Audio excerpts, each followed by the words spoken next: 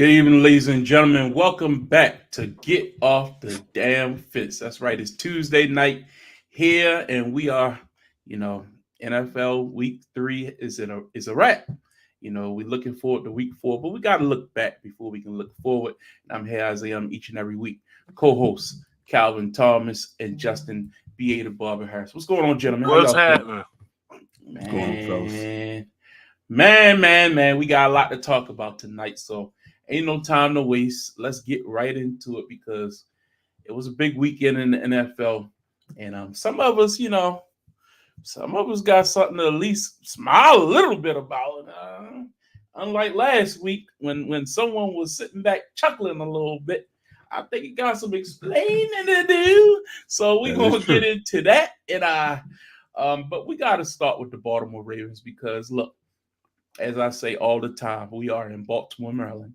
And Calvin and myself both are Ravens fans. Calvin, you had the fortunate opportunity to travel down to Dallas, Texas this past weekend for, I'm sure, a great time. First of all, tell us about the travel. How was your experience? How's everything in the city? What was the energy like? Talk about it. Wonderful weekend down there in Dallas, visiting Jerry's World. Can definitely tell why they don't have no home field advantage because you go down to that city, even like the home fans, the Dallas fans were cordial. They were cool. They didn't have nothing to talk about for the first three quarters. Half of them walked out. Like you can literally view the game from outside. Half of them walked out.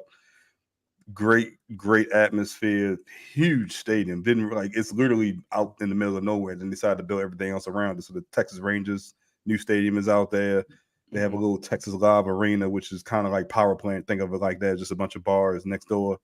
Just a ton of energy. So it's and I'll say I've been to 9 current or former stadiums so far. Jerry's World is by far the best. You get spoiled by the air conditioner inside. It's 90 degrees outside, but it's comfortable as hell inside. Drinks were flowing. Amazing time. I capped off with a Ravens victory. Yeah. Capped off with Ravens, even though I got my cordial Cowboys towel as well. So it was an amazing weekend. It was an amazing weekend. My wife had an amazing time as well. Saw a ton of friends, ton of classmates, ton of people from Justin and I's high school class as well. I felt like everybody was down there. I say this is something we got to do this once a year. For away game, not in the division. I think in the division you can do that whenever you want to, but away games you don't really get to go to, preferably in NFC. It's an experience. And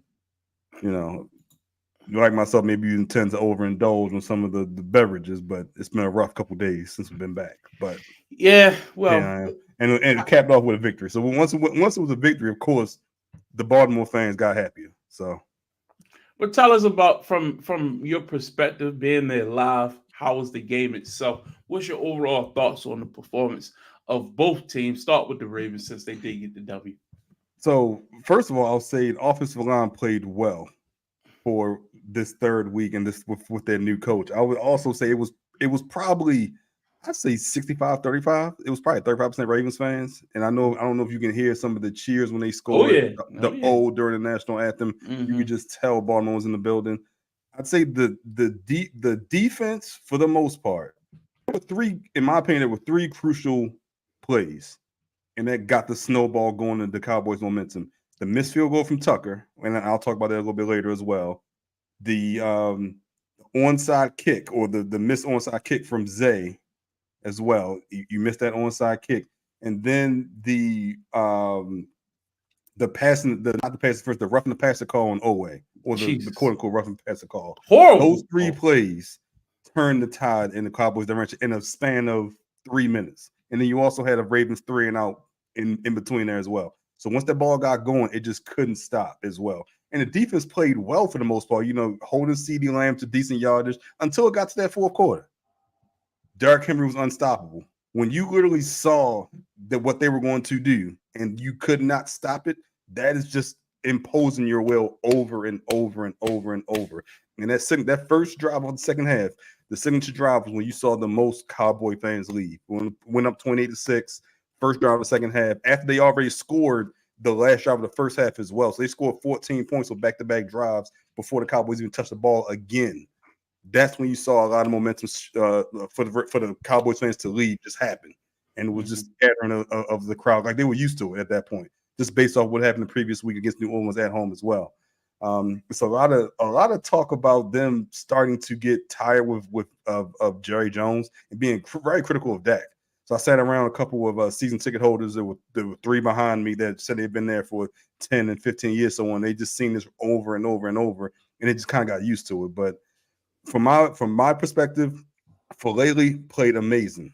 Can't talk about the first 2 weeks, but what he did Sunday, amazing. How he read some of the combinations and the stunts that they were performing, especially with DeMarcus Lawrence coming his way. Micah Parsons was kept off. He was just off balance the entire game. Couldn't get to be on what the Ravens were doing. And even when he made a tackle, it's 5-6 yards downfield. And at that point, you're halfway to a first down. You're getting the first down. And even still, I'll be critical about one player. When you go back and look at the film, there's one player, in my opinion, that whiffed on a lot of blocks downfield. Number 89. I'm not sure. I'm not saying it's a business decision. I'm not saying he's not into it, but you go back and look at the film. It's a lot of blocks missed downfield. I can go back and count at least 3 tackles that were made off of a defender that should have been blocked by Mark Andrews. And not saying I didn't pay attention to the first 2 weeks. I'm not saying it's something that's recurring, but at least the last game, he didn't have a catch. I think he had 2 targets, I believe. I know he had 1 target when Bateman was open. So that's the only disappointing characteristic that I have concerning the Ravens right now. I know you watched the game a couple of times, so I don't know if you pay attention to that, but it's something that bothers me right now. I think if you know me by now, pay attention to everything. Justin, your thoughts on the ball game? A winning team, matter of fact. Yeah, that's half of you because you did lose at the same time too. We're not going to go overdo that. So with that being said, it was finally the Ravens that was advertised. I should say it was the Ravens that, hey, when I got Lamar and I got Derrick Henry, you can pick your poison and what you want to do, right? So something had to give. Either the Dallas Cowboys was going to make your offensive line look trash, or y'all was just going to run it and then see if they could stop it, in which they could. It was one or the other. And when you have Derrick Henry, it turned out to be that way. So shout out to Derrick Henry having over 150 yards, 25 carries. He broke one, that's all people be saying. Hey, just keep giving the ball, just wait and see. He will do it. I actually like the fact, just based off of a man being a man, the fact that Dallas Cowboys didn't reach out to him in the offseason, the fact that he lives in Dallas, the fact that Jerry Jones pretty much thought that he wasn't worth a phone call. And he showed why. He clearly showed why. So that personally for me was like the extra icing on the cake right there, just for that victory. I'm not too worried about the fourth quarter for you guys. I know y'all have issues with holding leads, maintaining leads. So that is worrisome. I understand that y'all was like, oh my God, it's happening again. Y'all was probably having that feeling. But when you start to play prevent defense, and Dak is notorious, Calvin could probably speak for it, for getting 4 stats. Like, the game is over, and I'm just going to throw the ball. Hopefully people catch it. And I don't care about it anymore. That's kind of what Dak gets a lot of stats based off of that when the game's pretty much over and the team is playing prevent defense. And when you do that, you open up situations, you open up passing lanes that wasn't normally there. Because throughout the first 3 quarters, y'all was getting to him, y'all was putting pressure on him. He was under duress, so he wasn't having a fantastic game. Dak has not had a fantastic season so far. Dak has been very mundane, very average at best. CeeDee Lamb is starting to complain about not getting the ball on the sideline. So Dallas has their issues.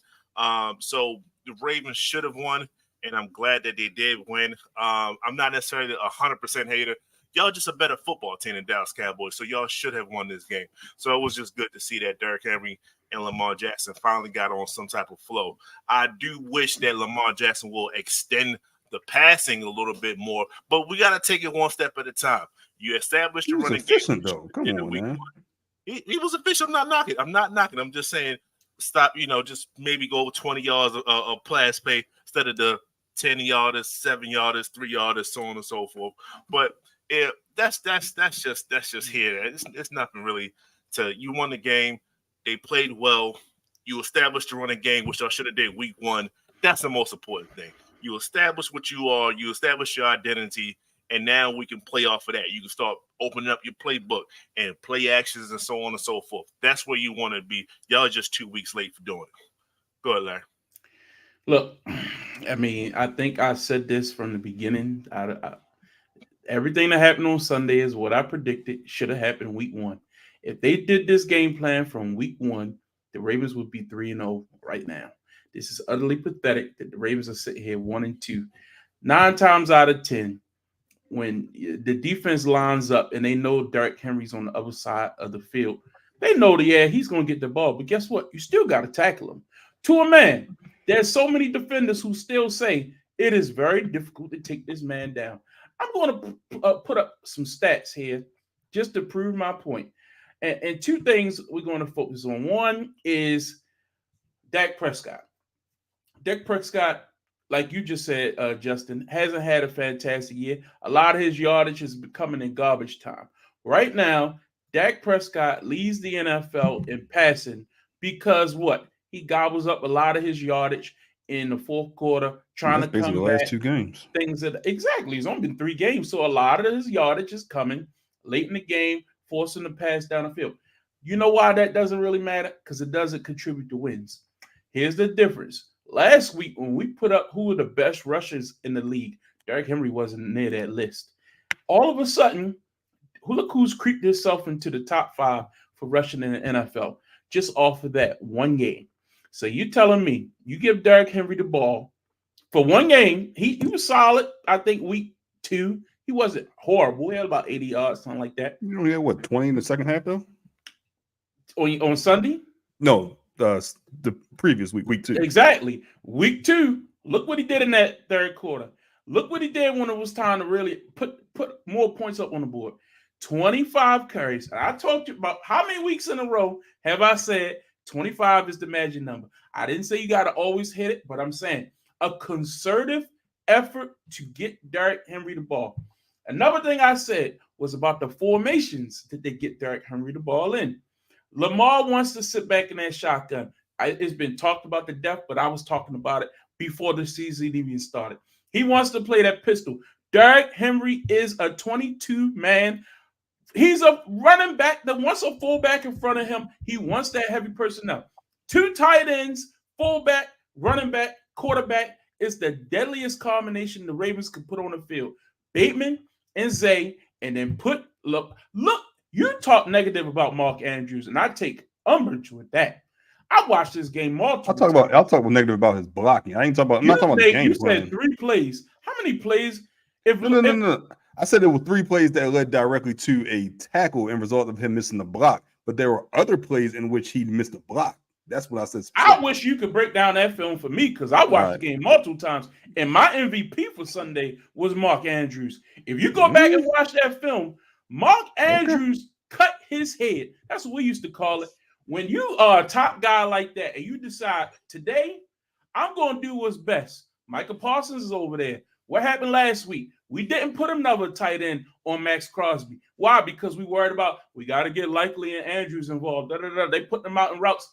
When you know you got a pass rusher on that other side of the field, the tight end has to accept the assignment. And I give Mark Andrews and Isaiah Likely and the other dude who caught the big pass, what's his name?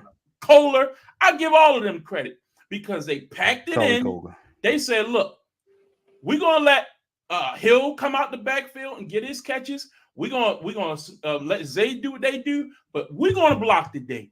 This is going to be a Derrick Henry day. And that's what they did. No. You are discrediting the wrong person. Go back and watch the film. If you tell he had 3 plays that led to tackles. The man carried the ball 25 times. I mean, Lamar passed the ball. So how many plays did they run? How many plays did the Ravens offense run over the course of that game? For you to tell me 3 plays, I think that's a bit much in my opinion. He didn't give up no sacks. Lamar wasn't touched all day long. The offensive line didn't give up snacks. You're right. It's not just offensive line. When you're playing the team didn't give up any sacks. I'll say that. Get credit for that too. Especially the team didn't give up any sacks. I'm just saying, let's call it what it is. give the fullback credit. Ricard was out there on the edges a lot. They didn't just line him up in the backfield. They put him out in the tight end position. Man, sometimes they had 3 tight ends on the field. As they should. Exactly. I give the coaching staff, preferably, of course, the offensive coordinator, ultimate credit for being like, yeah, we know Dallas can't stop the run. So you know what we're going to do? We're going to run the football. Like, don't try to be tricky. Don't try to be like, oh, you know, they expect us to run the ball. So let's do something different. No, let's establish this run and then work the playoff. That first drive, bootleg, wide open, Kohler down the right side. Second, down there by the end zone, in the red zone, bootleg, Lamar walks into the end zone. Why? Because you've established that Derrick Henry is what we're going to do this week. And you work off of that. I thought it was a sensational job by Todd Monken. Now, in the fourth quarter, we can talk about that a little bit more in depth on the LNC Lock Show later this week. But as far as we're going to get into that, but I don't want to take up all the time on this show talking about the negative. We'll just talk about give me a snippet of your interpretation of the fourth quarter then. Prevent defense. What do you mean? Go back and watch the film. Okay. The safety's playing 35 yards out the ball. You were leaning toward. I thought you were leaning towards this big rant, but okay. No, it was stupid play, and I thought the defensive coordinator did a horrible job, and the safeties are terrible. Hamilton. So I'll say I'll give Eddie Jackson credit, which is a stat I did not. I just found out today. Like he's been on the field for I want to say like 90% of snaps thus far this season, and he has not had a pass directly thrown at him yet. So they're obviously going at Marcus Williams, who's supposed to be your free safety. Ain't he the starting free safety? I don't worry about no Eddie Jackson. I'm worried about Hamilton and Williams. That's who I'm worried about. I worry about Williams. And if you go back and look at Hamilton is roaming and not following the game plan. 2 touchdowns have been scored on the Ravens this year because Hamilton been out of position freelancing. That's just the facts. Go back and watch the film. And then it raises hand. I'm sorry, my bad. Ain't no time for no my bads. You giving up points. We're 1-2. No. And then look at the linebackers. The depth the linebackers playing from the line of scrimmage is exactly how it's supposed to be. But you know who's supposed to be behind you? A safety. If I'm doing what I'm supposed to do, I look and the ball settling on my head. You got slants, posts, and breaking routes. So you giving Marlon credit? You giving Marlon credit then? Marlon I'm not blaming the corners. I understand. I'm just saying you're giving Marlon credit. I don't think it's a credit thing. I think it's you do your job. I mean, what you get paid enough money? I'm talking about the safeties. I would have liked to see the adjustments made because let me say this: they were targeting Nate whenever CD went to that left side, which is fine because he's a rookie. You want to target him. He tried to make a couple plays. He got out of position, gave up a couple slants. The linebacker wasn't there. The safety didn't drop down soon enough. It was his first extended action this year. I expected mistakes. Overall, I think he had a decent game, so I'm not going to put too much on him going into the fourth quarter. This is to do the first 3. The fourth quarter, I think there's and like I said, we'll talk about this later. There's anomalies. There's prevent defense. There's things that I didn't even know. I didn't even know you can only attempt 2 onside kicks in the game. I don't understand that rule either. That doesn't make any sense. But I thought it was just you just had to be down and you had to declare it. No, you can only attempt 2. So they attempted the first 2. They couldn't attempt the third one. That's why they kicked off the third one. You can only attempt 2. I thought they was close enough to play regular defense. I thought they was only down 3 and only needed 1 stop. You can only attempt 2. Okay, I look at it. This is a new rule. We need to investigate that, but that's fine. But back to my original point, I thought the Ravens did well for 3 quarters, and then in the fourth quarter, stupidity reigned, and there was a couple fluke things. You pointed those out as far as the onside kick. I don't know why Zay even dived for the ball, picked the ball up. I mean, he bobbled the second one too, and he bobbled the second one. He just didn't get hit and ran out of bounds. Whatever. So, and Justin Tucker, I'm sorry, Chicken Man, you need to figure this out. Like this is getting ridiculous. Everybody else in the league can kick 55, 60 yards. That's a chip shot these days. I gotta send it to y'all. There's a video online. I gotta look into it more so faulting the snapper because it went from Sam Cook to what's it? Stout been there for 2 years. He's been struggling for 2 years. Well, figure it out, pal. So I'm like, I gotta go back and look at the video, but they're basically saying that Stout holds the ball closer to his body, or snaps closer to his body than it was with Stout. I mean, so than it was with Sam Cook. Your coach is a special teams coach. That he should have nicked that If that is it, Replace him then. Don't get I'm quite tell sure him to they come find back. another hole. I had never looked at that angle. That's my point. Yeah, again, I'm not making excuses for the Bases chicken out man. there. He make a lot of money too. Hamilton, look, you second year player. I'm not gonna kill you, but you need to shape up, Pat. Marcus Williams making too much money. This is third year. Playing 35 years off the ball. This is third year. Sorry, man. Whatever. Figure it out. I'm getting pissed, and it's making Roquan look mundane because now the offense is deciding we're just going to send somebody. Look what's killing us. Slants across the middle every time. Yeah. Right over the linebacker's head. slants. The safety's Quick playing slants. 35 yards off the ball. Go watch the film. It's crazy. Anyway, I don't want to belabor the point, but a win is a win is a win. Big week coming up because my man, they got them Buffalo Bills this Sunday night.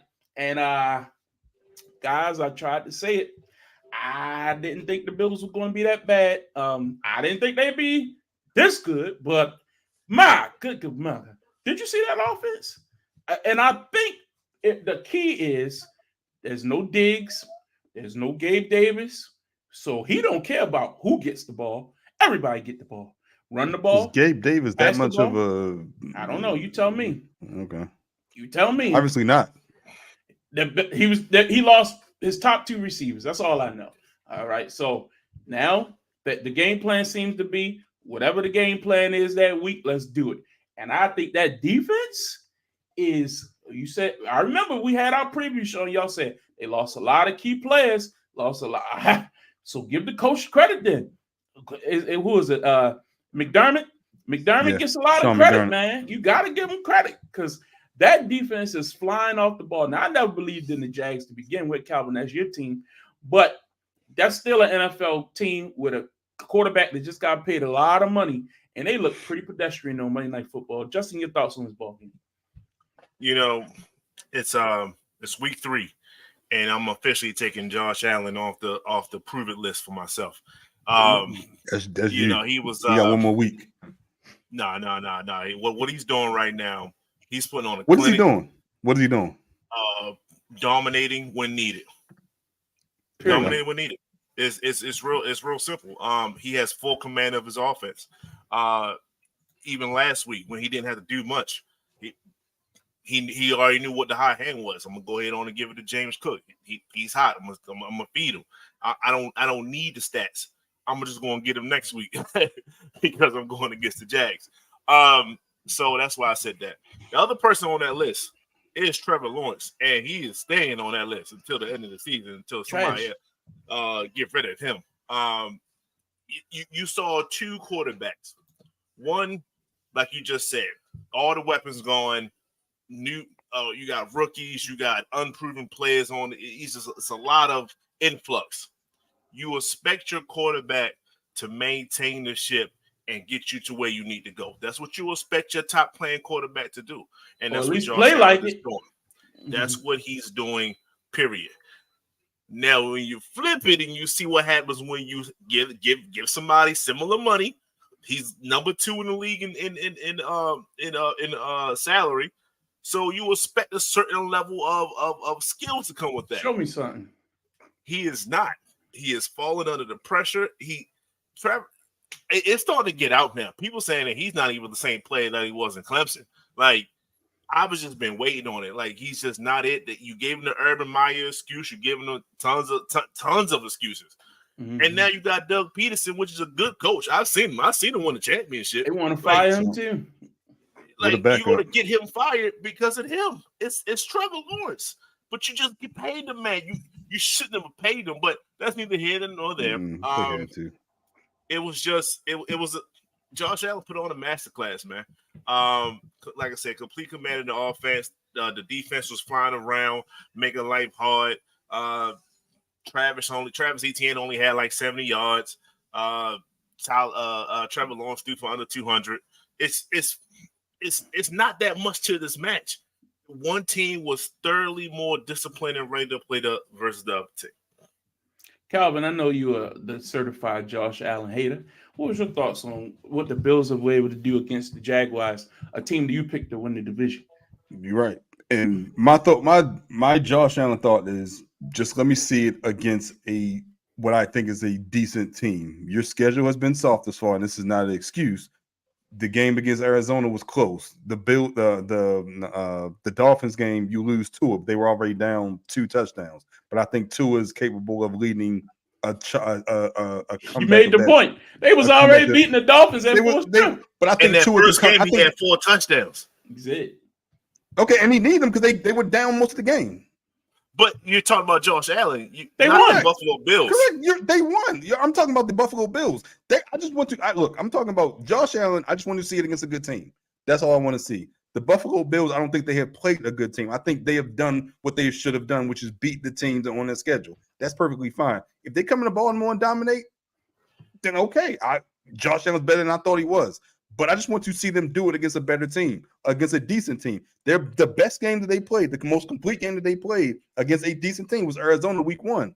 They were down most of the game. They came back and won by 6 or 7 points, I believe. I believe they gave up 28 to 29 points and they scored 35, something like that. I just want to see him do it against a good team. That's all I'm saying. We've had this conversation before. He's whatever you think he was. My issue with you saying that is, let me pause you for a second. Here's my issue with you saying that. Tua was not hurt until I literally said he was down 14 or whatever when he got hurt. But I said he was. But you saying that you want to see him do it against a good team. Miami was touted to be one of the best teams. Me and Justin had him as being the number 1 seed in the AFC. What do you mean that wasn't a good team they destroyed? They destroyed the team with their backup quarterback most of the game. No, they didn't. They were down 4. If being down 14 is insurmountable, then I don't agree with that. If there was neck and neck, and you saying, "Oh, they just were," or they were getting. I said they were down 14, but I said, do you think as a Miami Dolphins Tua fan, do you think Tua is capable of winning a game down 14 in the first half?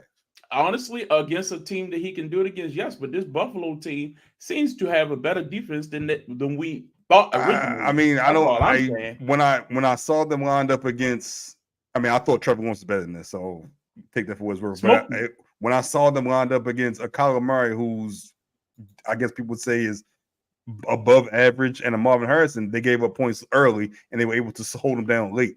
Against Miami early on with Tua, you held them down, then you knocked them out. So we can't say what happened the rest of the game. And Trevor Lawrence, we thought he was better than this. We thought he was able to lead the team better than this.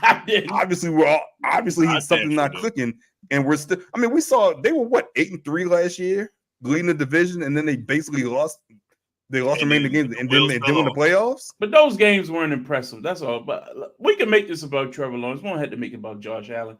What is it about? What is it going to take for people to be like, okay, this guy's a bust? I hadn't seen it. I haven't seen him. What statistical season has he had? What is the hype? I don't see it. What he did in college, because I don't see anything in the NFL. This is what, year 5 for him? Yeah, 4 or 5 in the league. We something can like judge that. guys in 5 years. I think. No, I'm not saying that. I'm just saying it.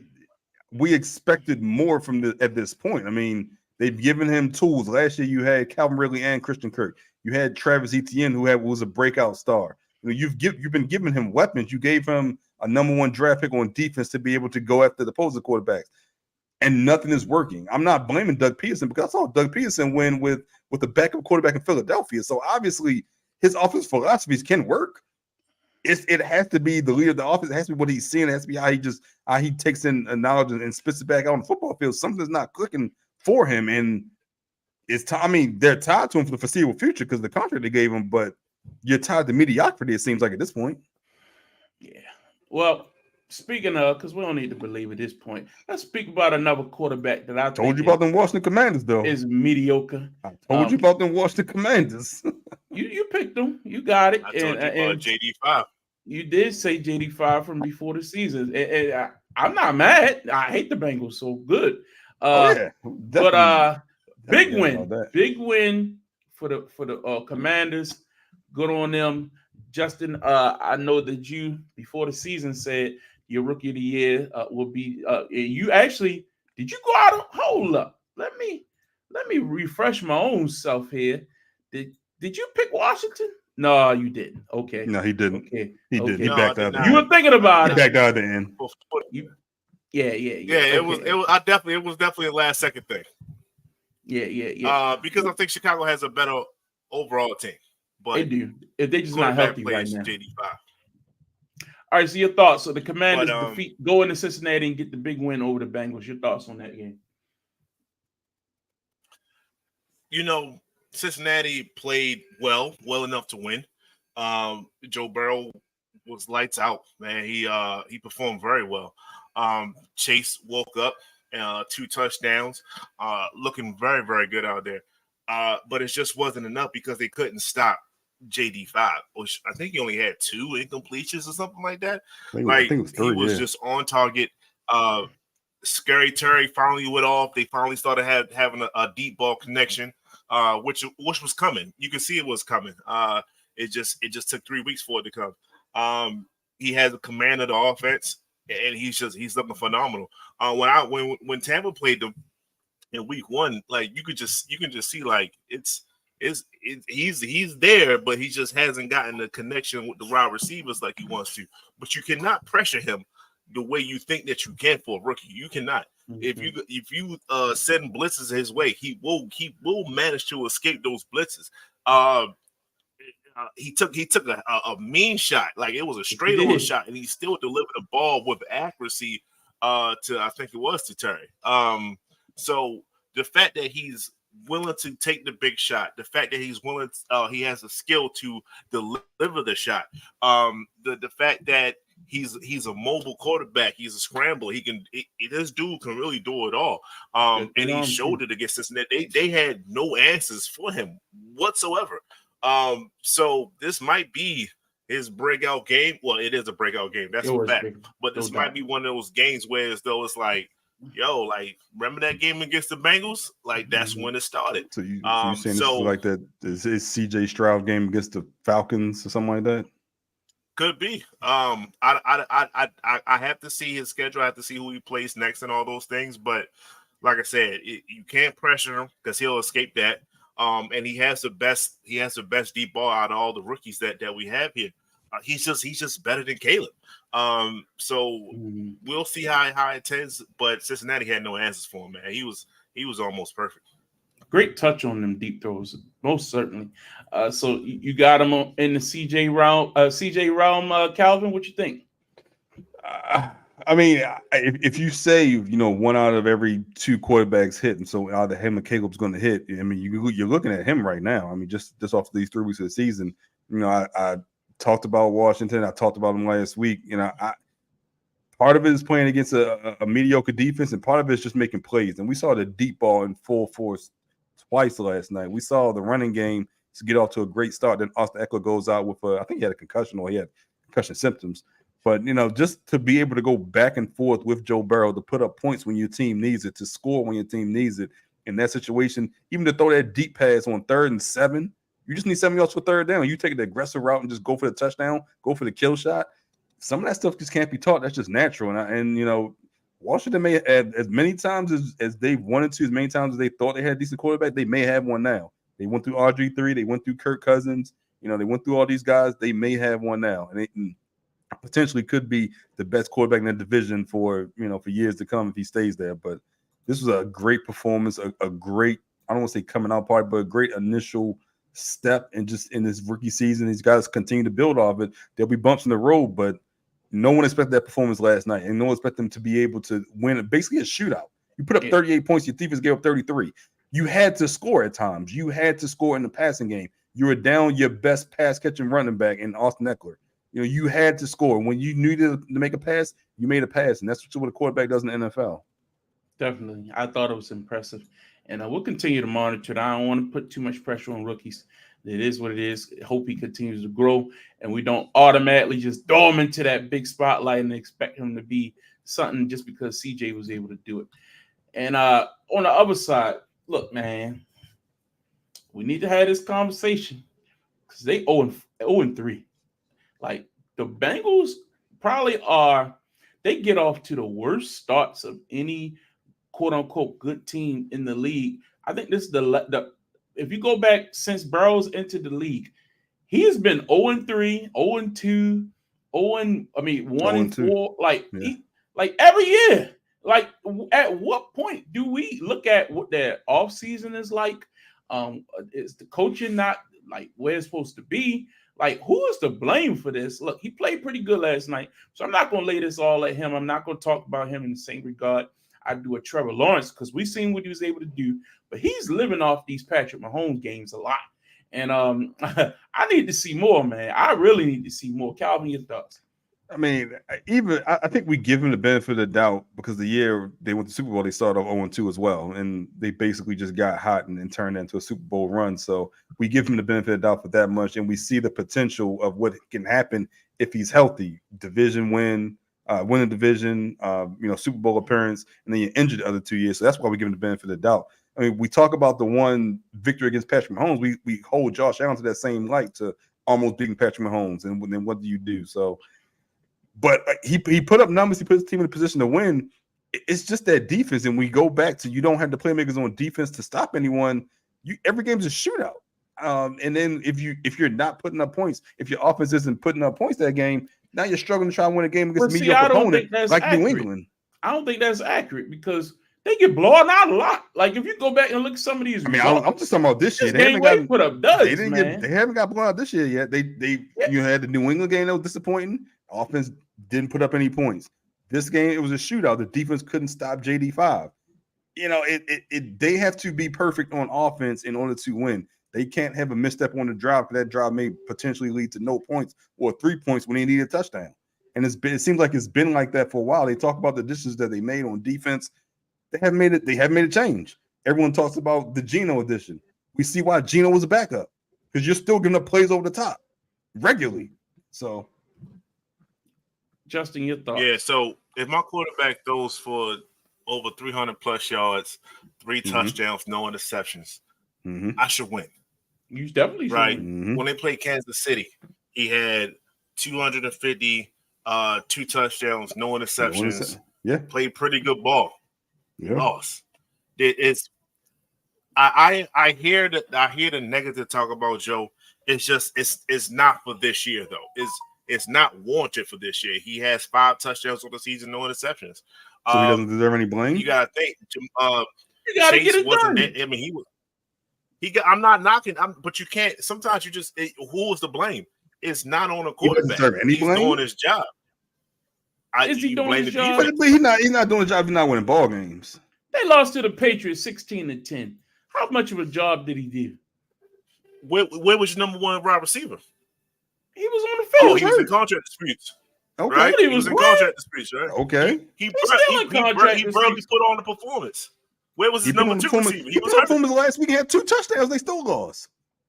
That's my. And he threw his helmet on the side. So is it Joe or is it somebody else? But this is my point. This is my point. Joe knows what he's walked into, what he has. So if I know I got to put up 40 points to win, and you don't put up 40 points, then you deserve some of the blame. That's all I'm saying. I'm not saying he deserves the majority of the blame. I'm not saying he deserves all the blame. I'm saying he knows what he has to do. Slow starts every year, and if you're a great quarterback like that, and you're the leader of the team, at some point you got to steer the ship, or you blame the coach. Somebody got to take this blame for why I got to dig out of a hole every season. That makes no sense to me. Yeah, man, keep your boys in there. Yeah, it is what it is. We'll see. We'll keep monitoring this. But they 0-3. I look.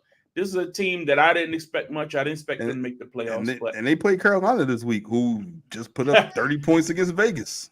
But let's not kick this can too far down the road. We need to talk about what we really need to talk about, because somebody been skating here for a little while here now. So, Justin, tell us what the hell happened on this past Sunday. Because my question is, I ain't seen the Broncos look good in probably about 3 years. Calvin, when last time you seen the Broncos look good? Peyton Manning was still there. Yeah, I mean, it's been a while, dog. I can name you 3. Did Peyton Manning come out of retirement? Did I miss that? I know, Justin, you probably can name a lot of players after the points they put up on y'all. But I couldn't name too many people on, like Cortland Sutton or something like that, maybe. Is Mike Anderson still running for them? Like, I don't remember. I don't know. So what happened on Sunday, man? At home. Yeah. So, we had a good game plan, right? We said what we're going to do is we're going to fight Bo, right?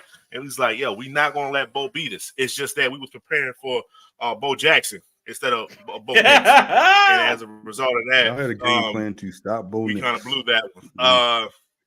That guy looked like John Elway out there. One, it's a couple things. One, Sean Payton has our number. Against Todd Bowles, he's like 7-0 regular season. Against a Todd Bowles type of a defense, he can out scheme him. He's just he's better at coaching than Todd Bowles when they are head to head. That's a problem.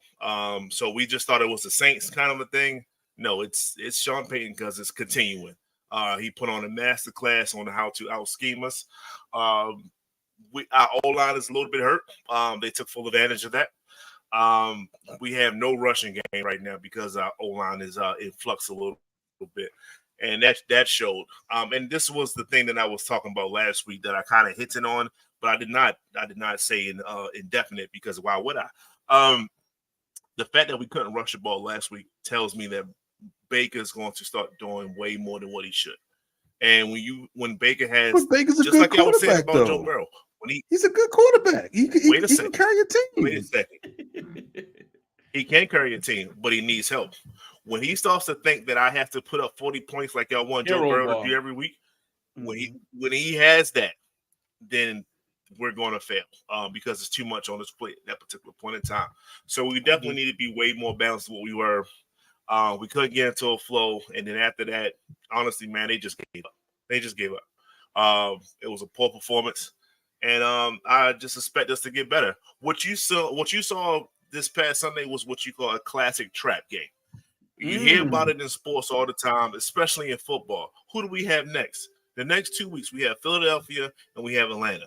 So clearly, after beating the Lions, they went right to Philadelphia. Like, oh yeah, we're gonna smash them. We got to prepare for, and that's where they fell short. So if we get destroyed next week, then it's something totally different. It's a whole different vibe. I got to go through the clippings and everything like that to see what's going on. But this could be just the typical trap game in which we overlooked a team, and you cannot do that in the NFL. You will get smacked in your face if you think you could just overlook a team. Similar to how y'all did with the Raiders. You overlook a team and then boom, you get smacked in your face. So that's what happens sometimes, man. Well, see, I kind of look at it a little different because we had a 10-point lead and choked it away. Y'all weren't in it from the jump. Hey, y'all got so once we were down, we was out of it. We didn't have. I got down 7-0. You packed I got down 7-0 was a wrap. It was a quick 14 though. Believe that. It was a business overthrew a pass. It was an interception. They scored, and they was like, snowball. "Hey man, let's wrap this up." So what's These the home next fans slide? don't deserve it. These home fans don't deserve a good game. Unlike the Cowboys who fought all the way to the end, they're like, nah, that's it. We ain't got no more. They packed it up for sure. They packed it up. Calvin, I know you weren't really paying attention to this. You had in Dallas, but what's your thoughts on just the overall effort of the Tampa Bay Buccaneers? I expected so much more from Baker Mayfield. He was talked up like he was in the leading MVP race at a point, and I think he had if I'm correct, I believe his QBR was 10.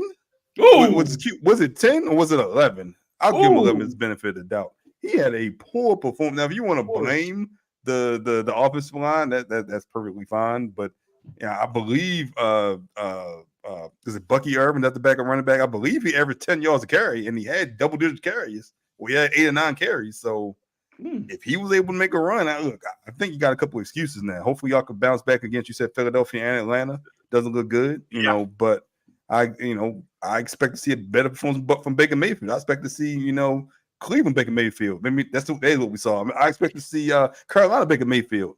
No, he didn't play there. I expect to see the Rams Baker Mayfield. He ain't that. Damn. Well, maybe this is just Baker Mayfield who he is. I don't know. He's been waiting for this, Justin. I don't know. Anyway, tough week to be in South Florida. He performed better than Dak Prescott. Yeah. Hey, Dak fought to the end, though, baby. Dak fought to the end. That looked a whole lot better than Baker Mayfield. Goddamn, Baker. Damn, Baker. He's almost that's the $100 million man. Substance. Something like that. Yeah. Let's talk about that Chiefs Falcons. Next slide, please. Thank you. Because honestly, I am very pissed off at the the referees in NFL across the board on Sunday. I thought there was some horrific calls. And one of the things that really bothers me about the NFL is they make these rule adjustments or changes. Competition committee, they get together and they decide, oh, we're going to change kickoffs. Oh, we're going to make it so that now, if there's a questionable call, instead of us having to go look at it to replay, someone's in the booth, we can just look at it and quickly send down a signal to say, no, reverse it really quick or pick up that flag, da-da-da-da. But no. We can't do that for calls that weren't called on the field. We can't obviously see that a call was blown and look at it and objectively say, by looking at the film, everybody else can see the big screen replay. Everybody else at home is listening to the announcers explain why things were incorrectly called or missed or whatever like that. But we can't objectively call down to the ref and say, no, that's a penalty, or yes, no, he tackled him around his waist. He didn't spear him with his helmet to get a rough in the pass, or no, it wasn't a face mask, but from the wrong angle you were at, you couldn't see it, but we can see it because we have replay right in front of us. Or no, he tackled the man as he's going for the football, never turned his head around, should have been pass interference in the end zone, first and goal, and this game is completely wrong. The Falcons were robbed. I don't care what nobody's saying. Kirk Cousins and them boys should have won this game. If that's a touchdown, it's over. They win the game. Like, how can you continue to change rules and still not address certain things that directly impact how games are decided? It's pathetic. The Falcons played their asses off. They should have beat the Chiefs. If you watched it, you know what I'm talking about. That was pass interference. It's the definition of face guarding. You didn't even look your head around. You got there early. Everybody on the broadcast is saying it. Everybody afterwards is talking about it the day after on Get Up and everything else. But we're sitting here as fans and we just keep watching and stuff like, that's part of the game. Like, what are we doing here? Anyway, your thoughts on this ball game? I'm going to start with you, Justin. You said a lot, but you didn't mention Kirk Cousins' 2 fumbles that could have changed the tide of the game too, right? If he didn't have those fumbles, they could have won a game as well. We're just not going to mention the fact that he couldn't find Kyle Pitts yet again for way more stats than what he put up. What do you mean? He had 2 catches. And one of them was huge. All right. So with that being said, and you saying like it was a definite thing, like time wasn't still on the clock for Patrick Mahomes to get in field goal range. Like, I'm quite sure he'd done that before on the biggest stage. So points is points. You jump on the gun a little bit where though it would have been a guaranteed win and all this stuff. No, there's no guarantees in football, first and foremost. So the Chiefs won because they won the game. They were just a better team overall. Maybe Atlanta should learn how to rush the ball a little bit more effectively than what they did. They cannot. Maybe they should pass the ball a little bit more effectively. They did not. They should have put up more than 17 points. They had the opportunity to. They did not. Patrick Mahomes, once again, it feels like the Chiefs are just playing good enough to win games because they just know that they only care about the postseason. They're playing football like people play basketball. It's just the regular season. We'll be back at the end. Don't worry, we're going to hit the light switch. We're the Lakers over here. That's how they carry it right now. And so far, it's working. They're 3-0. They don't mind if it's a nail biter. They're gonna be cool. I truly expect Patrick to get a little bit more efficient than what he's showing. But they're dealing with injuries. They're trying to change philosophies and things like that on the fly. Andy Reid's about to take over play calling 100%. Matt Nagy is playing is the OC. He's not doing a good enough job, in my opinion. But I had no worries for the Kansas City Chiefs. They are still winning games, and teams seem to beat themselves when they play against the Chiefs. And we see it yet again.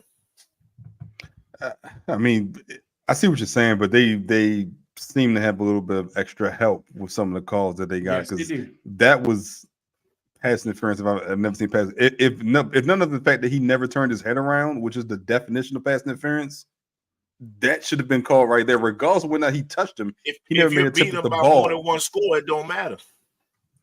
Look, When this was is the NFL, score? man. It's NFL. Well, but I'll also say Atlanta needed to run the ball better, in my gotta opinion. run the But ball Patrick better. Mahomes wasn't great as well on Sunday But you night. shouldn't have ran the ball And on 4th and 1. It shouldn't. No, you Sweep shouldn't to have ran the the left. ball straight Correct. across. There you go. Correct. Correct. When you need Correct. 1 yard, you go straight north and south. What are we doing? Typical Atlanta. Josh, you're just a hater because you're a Tampa fan. I mean, don't y'all play them next week? Or y'all play? Y'all, you say y'all play Philly That's next all. week. So He's just a hater. That's all it is, guys. Look, if y'all watch Atlanta, that they find a way to lose games. That's all Play they do. calling wasn't great. 4th and 1. All you need is you didn't even need a yard. It was like 4 a couple inches. QB sneak. Do a sneak. Like do something. Or Kirk was killing them. Pass the ball. Like why stop what was working? It was only 56 seconds left on the clock. You know this is the last drive. Go finish this thing. First of all, they got a bad spot to get them to 4th and inches because it was that was closer than you think. And they should have reviewed it. It was under 2 minutes. He couldn't challenge it. Ben, why would you call that play? Like, just stupid. Now, but it doesn't matter. The pass interference happened when it was 1 minute and 5 seconds left on the clock. You score there, yeah, you give him Patrick Mahomes 1 minute and 5 seconds with 2 timeouts. Does he go with the new cookout rule? Would you get the ball on 20, 25, 30. 30. It depends on the zone you kick it in, don't it? If you kick it back, if you kick it in the end zone, it's there at the 30. Yeah. So I would kick it short, let some time run off the clock, make something happen. Anyway, it doesn't matter. Falcons are a good team, man. And Mooney and Cousins, they got a hell of a connection. I think that's something to watch out for. Man, Pitts had a big catch, man. Kirk Bedalin, man. So ever since they put him back on the center, 17 don't look impressive. But that Chiefs defense is very good. To me, they are the reason why the Chiefs are as good as they are. Steve Spagnuolo deserve a lot of credit. I mean, the Falcons wasn't doing that with Rashee Rice anyway. From the portion of the game that I saw, it wasn't that bad. They really. It felt like he was the only one that was making plays. Everybody else shut down. Kelsey, you ain't know who Kelsey was even on the field. They did a great job. Kelsey ain't been doing anything the whole season. I really think if you hold Patrick Mahomes to 210 yards passing, 1 touch, you know what I mean? Like, look, interception. Intercepting him once again. He like his kryptonite. Like I thought the Falcons played a hell of a I thought the Falcons played a hell of a game, and I give Rice credit. He had 12 catches. The next closest person was Travis Kelce with 4 catches for 30 yards. So yeah, I mean Rice is a fast guy. Give him credit. Let's move on. Another game that was very interesting was that Eagles and Saints game. Low scoring, but man, the Eagles really needed that one, buddy. If there was another game for the weekend that you was like, hey, these teams, the Falcons, the Saints have been rolling. They blowing teams out. We thought that, they ran the ball all down Dallas's throat last week. People were starting to really feel Derek Carr really found himself in that offense. Well, the Eagles defense, which really hasn't been good, stepped up in a big way, went down in New Orleans, got a huge win, pulled it out at the end without A.J. Brown, with a Devontae Smith who got hurt and had to leave the game. This was a Saquon Barkley game, in my opinion. Saquon went to work, man, and you got to give him 100% credit for this win. Jalen Hurts was terrible. Big win for the Eagles on the road. Your thoughts? I'm giving Dallas Goedert a lot of credit too. I think he had like 10 catches, 170, 180 yards as well. So 10 catches, 170. Yeah, he was the go-to. He was the go-to target when Devontae Smith went out. And from what I remember seeing, it was basically him and Saquon. He had some chunk plays. He had like a 60-yarder. That's a chunk play. Yeah, I'm saying. So without your number 1 and number 2 weapons, your tight end steps up, your running back steps up. Saquon had $150, I believe, something like that, on less than 20 carries, averaging 8 yards a carry. I mean, Jalen Hurts had that 1 interception, but outside of that, it was literally Saquon and Dallas Goedert with Devontae. No, it was that stupid fake push they did for some strange reason. That was the stupidest play I've seen all year. But on the Saints side, they didn't have that big play with Shaheed, who had 2 touchdowns each game with over 50 yards. They were able to kind of throw back their defense. Throw back their offense. No running game was basically shut down. You get 25 carries for 80 yards. So at least the defense came to play, and they controlled the ball, the run game. and got to step up and made a play in the passing game when he needed to. Yeah, a lot of empty calories in my opinion, but they got the win. Justin, what was your thoughts? Not too much to say here. Philadelphia just put on a blueprint of how to slow down the New Orleans Saints because they're not that good. They had a hot start. I wasn't saying no that doubt. 2 weeks ago. But then they went against Dallas, and everybody has great statistical games against Dallas. That's going to be one of those games. Get your stats up, fellas, against Dallas Cowboys for the rest of the season. What you calling it? So hey man, you saw what D. Henry did, right? Hopefully that continues for you guys. But he did have a hell of a stat game. With that being said, Alvin Kamara slowed down. 87 yards, not too good there. Derek Carr is just who Derek Carr should be. No, 14 completions, 140 yards, touchdown, interception. That's the kind of Derek Carr that I'm used to seeing. I don't know who the other guy was. The other guy was just somebody else. That was a fluke. This is the real Derek Carr. Please stand up. So you're going to see this Derek Carr moving forward. That's just what I'm saying. Philadelphia played well enough. Saquon Barkley just proved, show me that money. What the thing is, give me my money. That's basically how Saquon carried it, man. He showed that he is that dude. Once again, shout out to New York for getting rid of him. He's just proven his worth.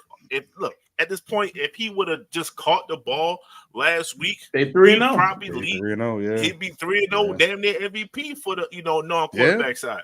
I mean, he just put he probably would have been he probably the best non-quarterback if you catch that ball. That's MVP besides a quarterback. I don't know, man. So, I got a couple guys that I might put on that list, but no doubt. But from week 1 to week 3, Saquon Barkley is in that argument. Because you made the argument, he basically won those games. You said it earlier. Jalen Hurts. He's on my list too. He's on my proven list. Now, I understand you got AJ Brown not on the team and things like that. No, that matters. That matters. Tough. That does matter when you don't have your number 1 receiver and then your number 2 receiver got hurt. So he did a very, very fine job of still pushing the flow of offense, but using his tight end as a quick release. So definitely shout out to Jalen Hurts for adjusting his game. I'm watching you. I'm watching. So let me ask you a question. Go ahead. No, let me ask you a question. You say he's on your proven list. So Jalen Hurts did enough to win the ball game, correct? Based off his circumstances. Yeah.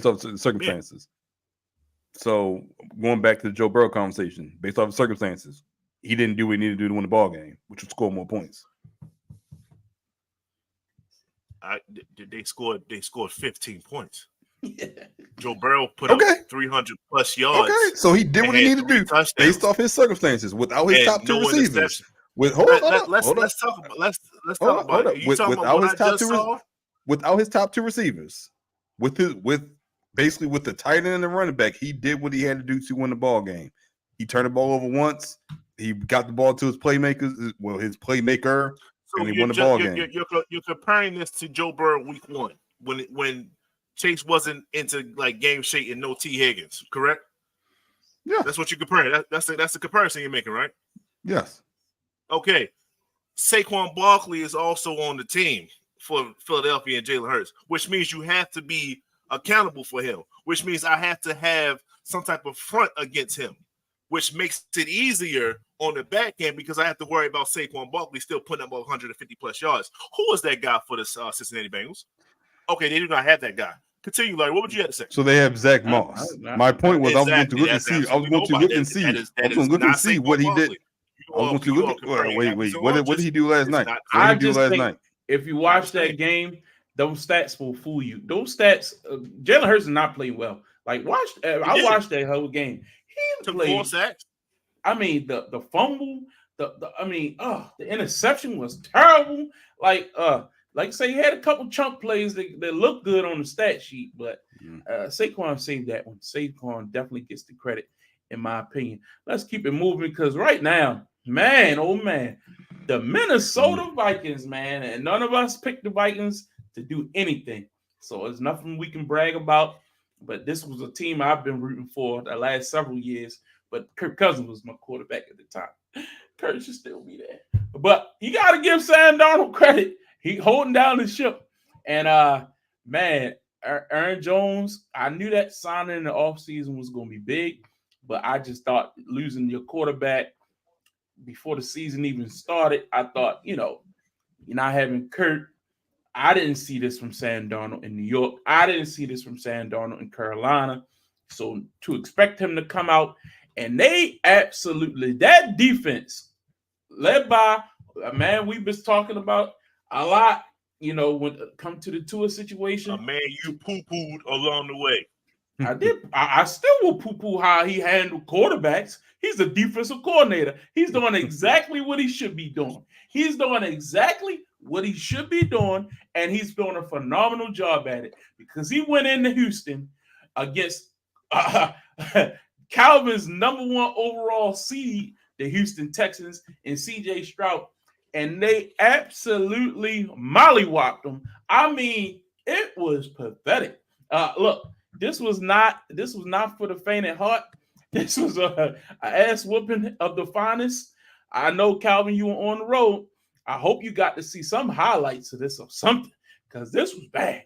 This was a blueprint for disaster. What's your thoughts on the this same state? No, it wasn't. They went Minnesota.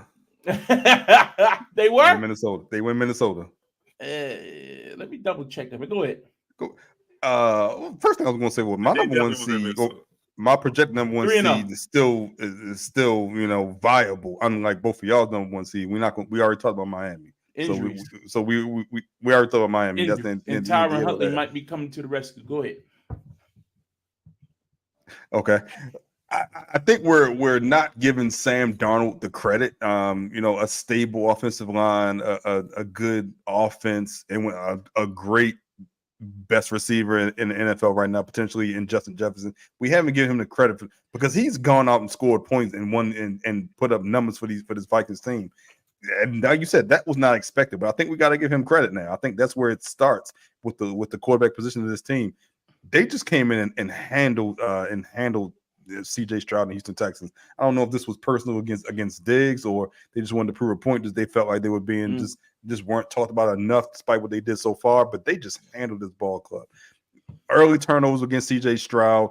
Justin Jefferson's out there doing whatever he can, get one-on-one matchups, scoring touchdowns.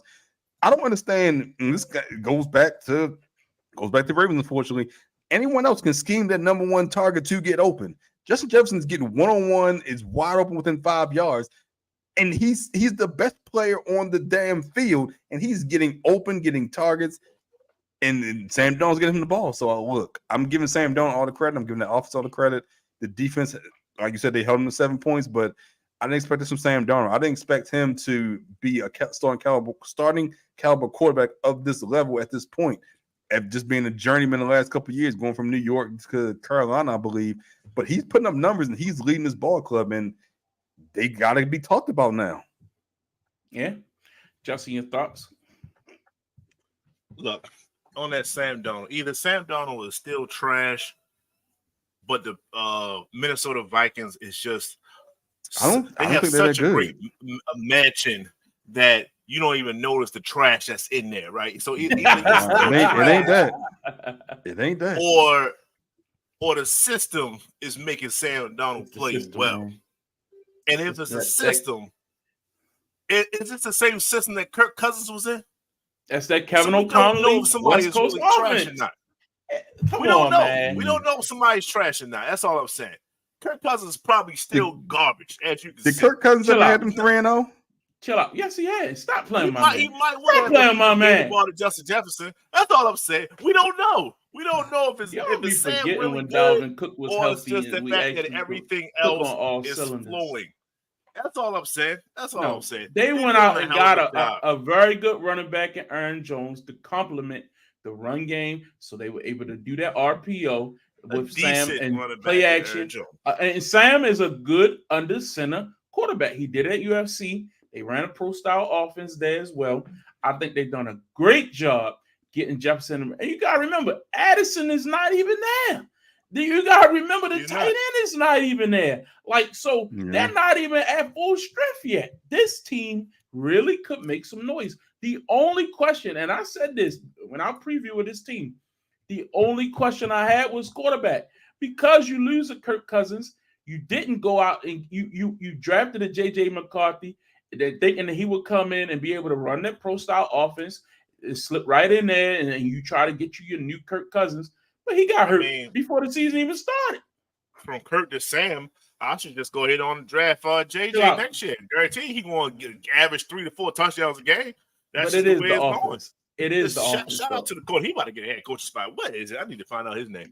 That being said, they run the same offense. He's a head coach. He's already a head coach. Yeah, he is a head coach. He's a head coach. So he called the offense. Good. So it's a system. They have a great system.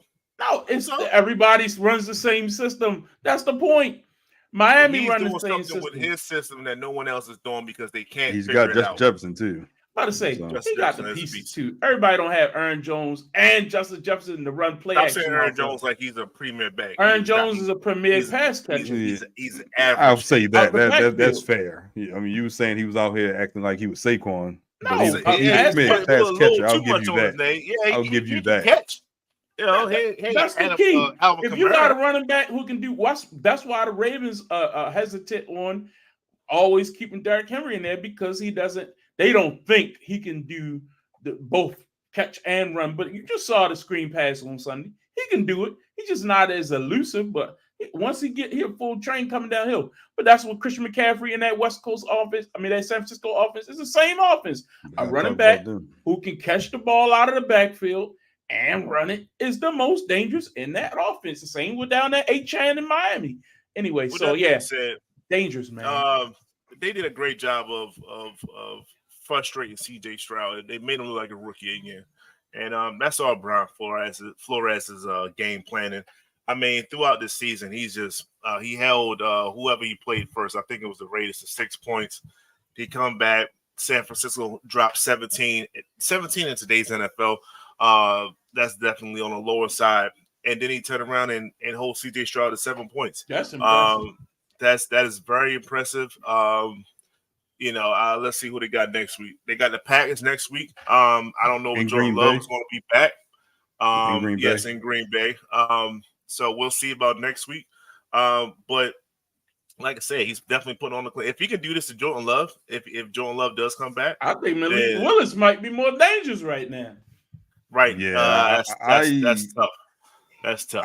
He's definitely auditioning for a starting spot. I'll say that somewhere else. Man, look good, man. In my opinion, I keep playing him. I'm making sure Jordan Love is 100% healthy. You just paid Jordan Love all that money. If he's healthy, you let him go. Right. I paid him all this money. I want to make sure he's here for this year and years to come. Yes. Right. If he's healthy, then he plays. You're trying to say if he's not healthy, then you don't play him. Sure no. I'm saying if I have to go into the game and see how he reacts in warm-ups, then obviously he's not healthy enough. I gotta wait and see. No, he has to be cleared 100%. Yes. No doubt. Yes. Yeah, you ride Malik until he's 100% healthy. I need you to talk about these Texans. What happened?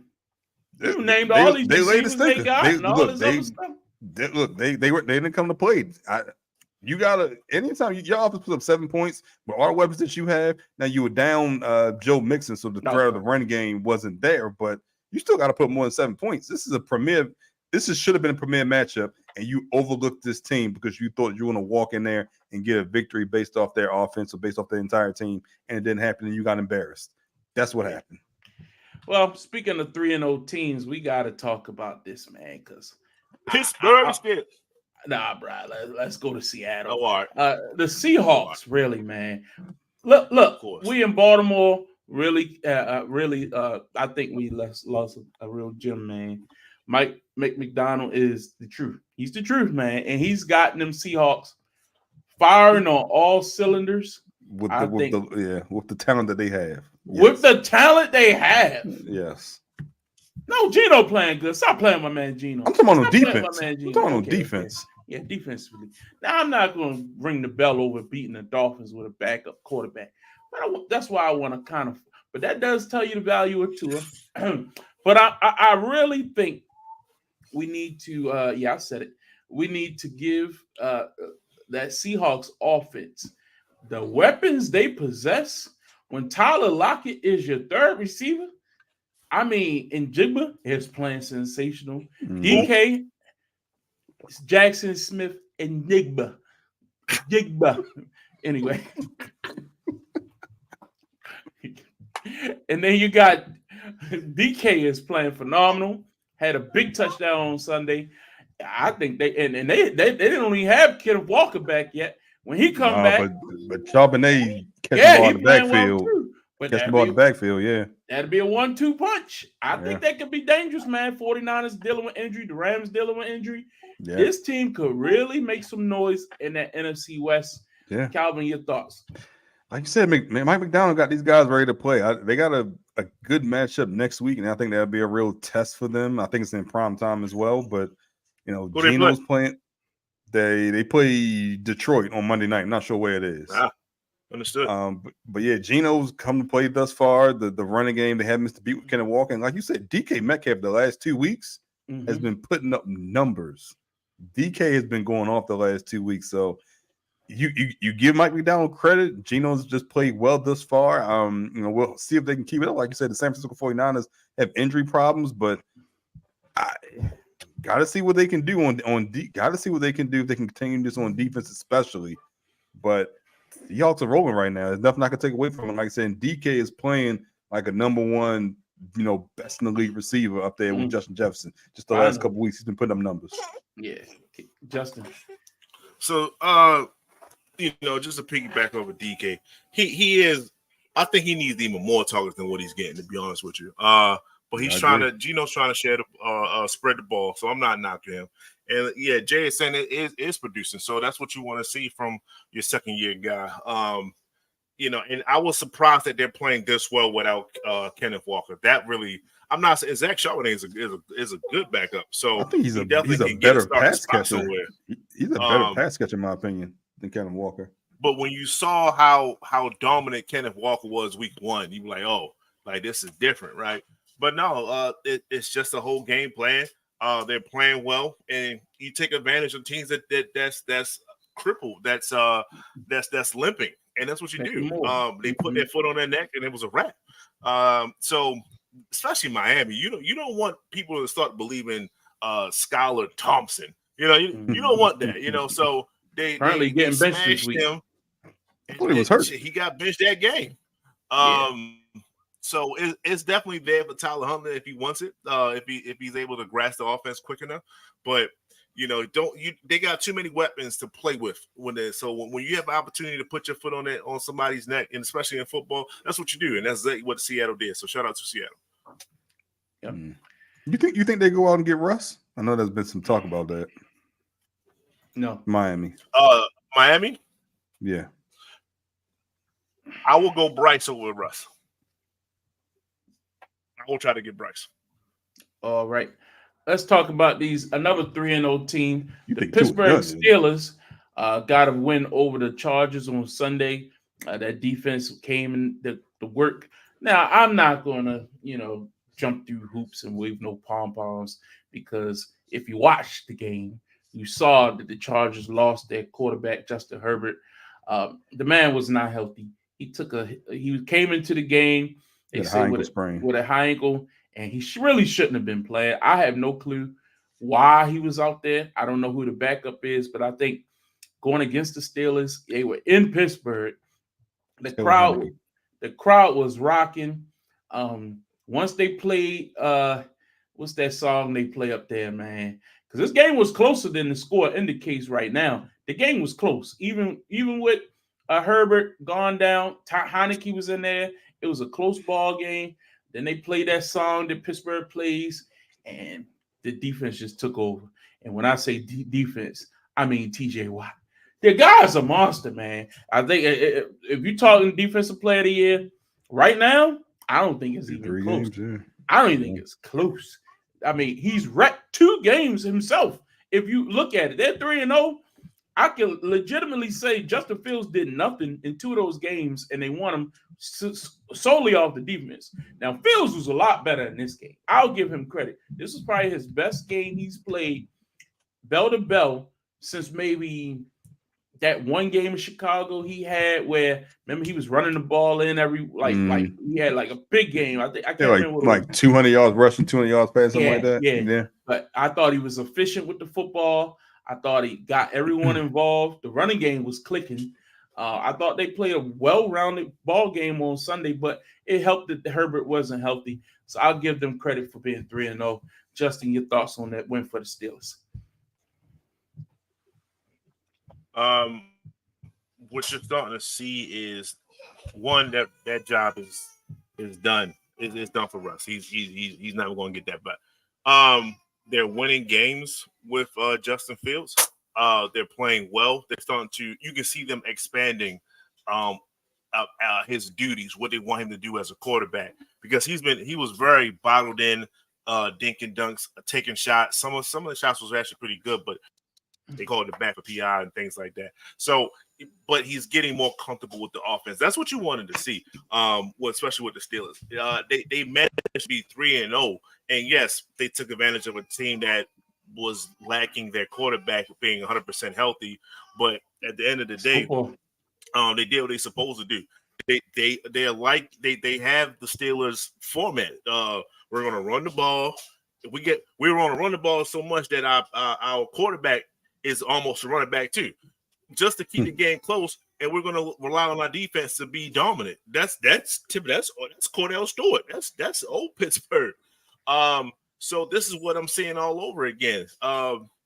It's good to see. It's good to see Justin Fields producing well. And like you said, Larry, this is his best. This is definitely his best game. That one pass that he threw to what was it? Calvin Austin. That 55 yard, 56 yard, whatever it was. Yeah, that was beautiful. It was 55 yards. That was beautiful. Yeah.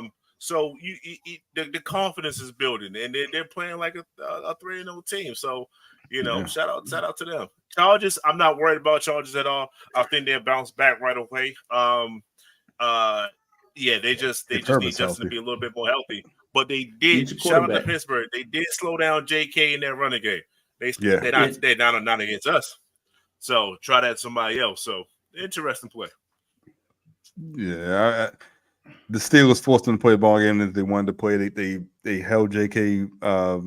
They were able to stop JK, and Justin Fields did just enough what he needed to do to win. I'm not sure he can be able to score points at will if need be, but if the defense is able to stop the opposing offense, he can put up just enough to win the ball game. That's what they've done the first 3 weeks. What did y'all think about Derwin getting suspended though? Say he was targeting. I hadn't seen the video of it. So they don't suspend you if it was your first offense.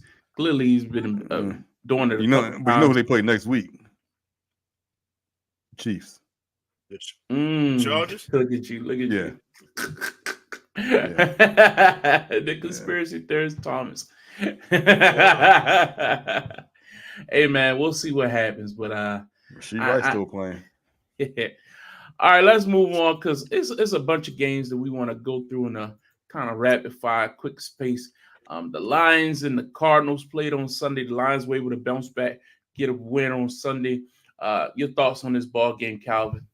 Low scoring, more low scoring I thought it would be, but this Lions defense kind of bounced back from the previous week playing against Tampa.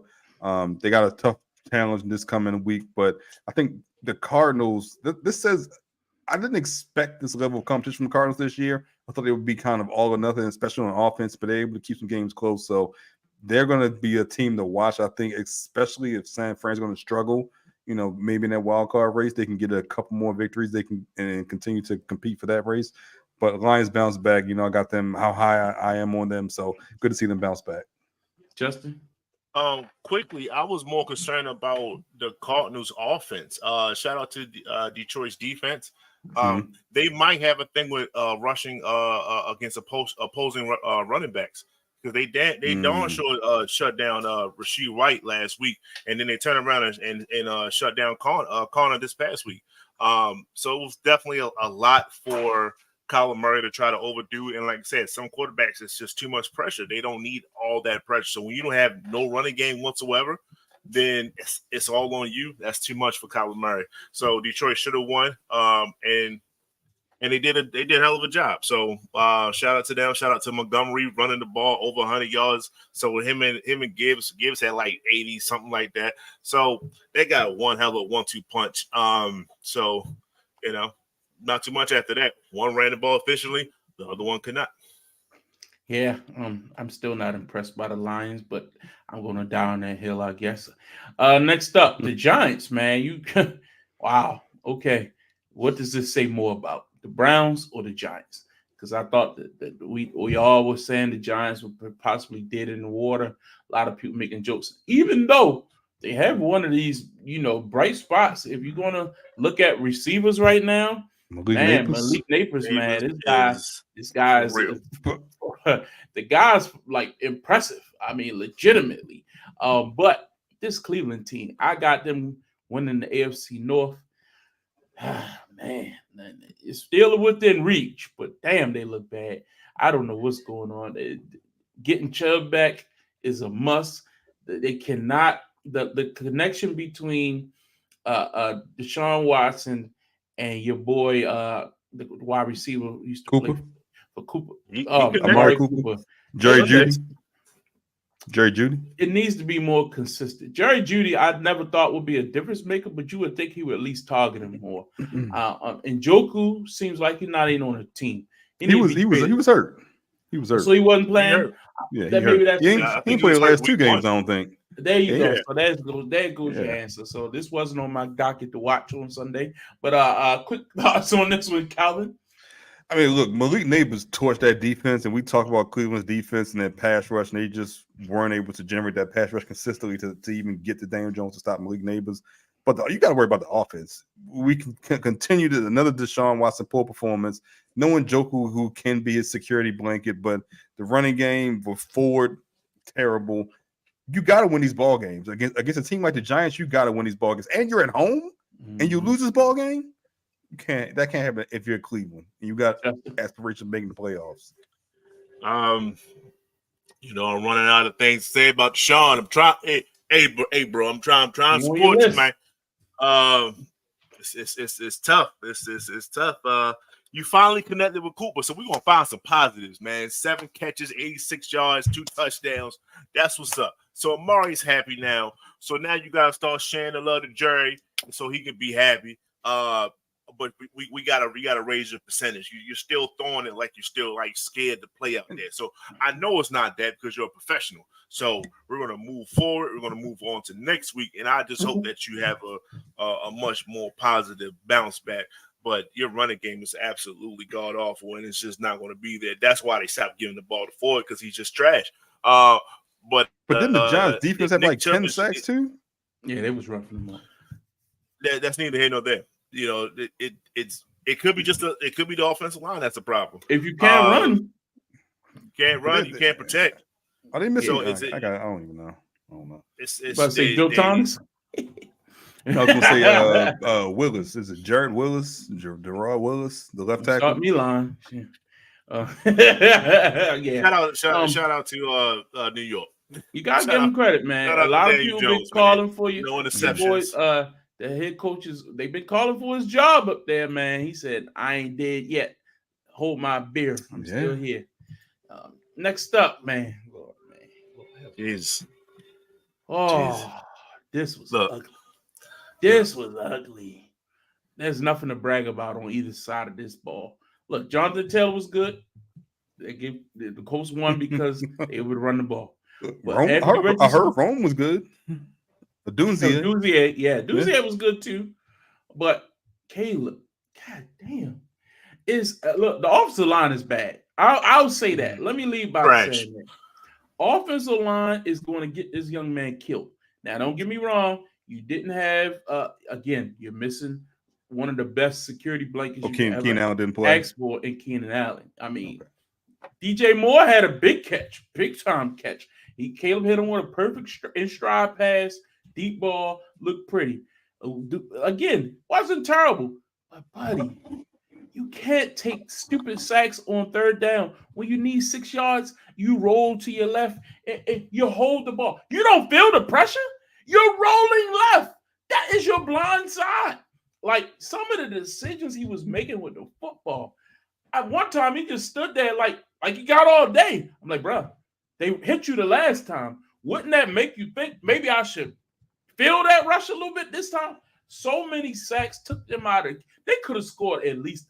I'm telling you, they could have scored 28 points in this game. Easy. Easy. Had Caleb just felt the rush a little better, I get it. They on your ass. Swift is right there. Bro, hit the check down. You don't have to go for the deep or into the deep shot every time. Hit the check down. Sure, fishing will still work. Fish or fish. Like, I'm just frustrated. Anthony Richardson wasn't that much better. Justin, did you take a look at this ball game? What was your thoughts? Look, for anybody that's young that happens to check this out, if you're an aspiring quarterback, this is the game that you do not watch. You do not watch this game.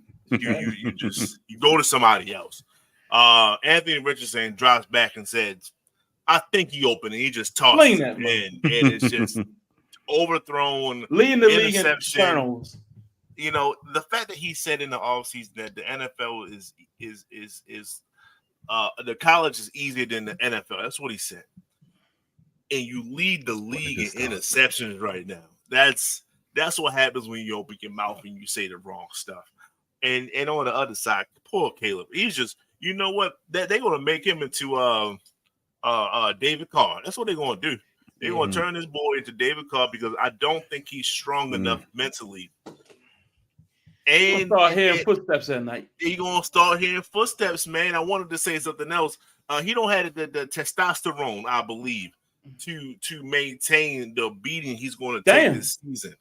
It is what it is. And if he keeps, and he, like I said, he gets back into that USC mind frame or run around trying to make plays and stuff, and he's getting smashed, man.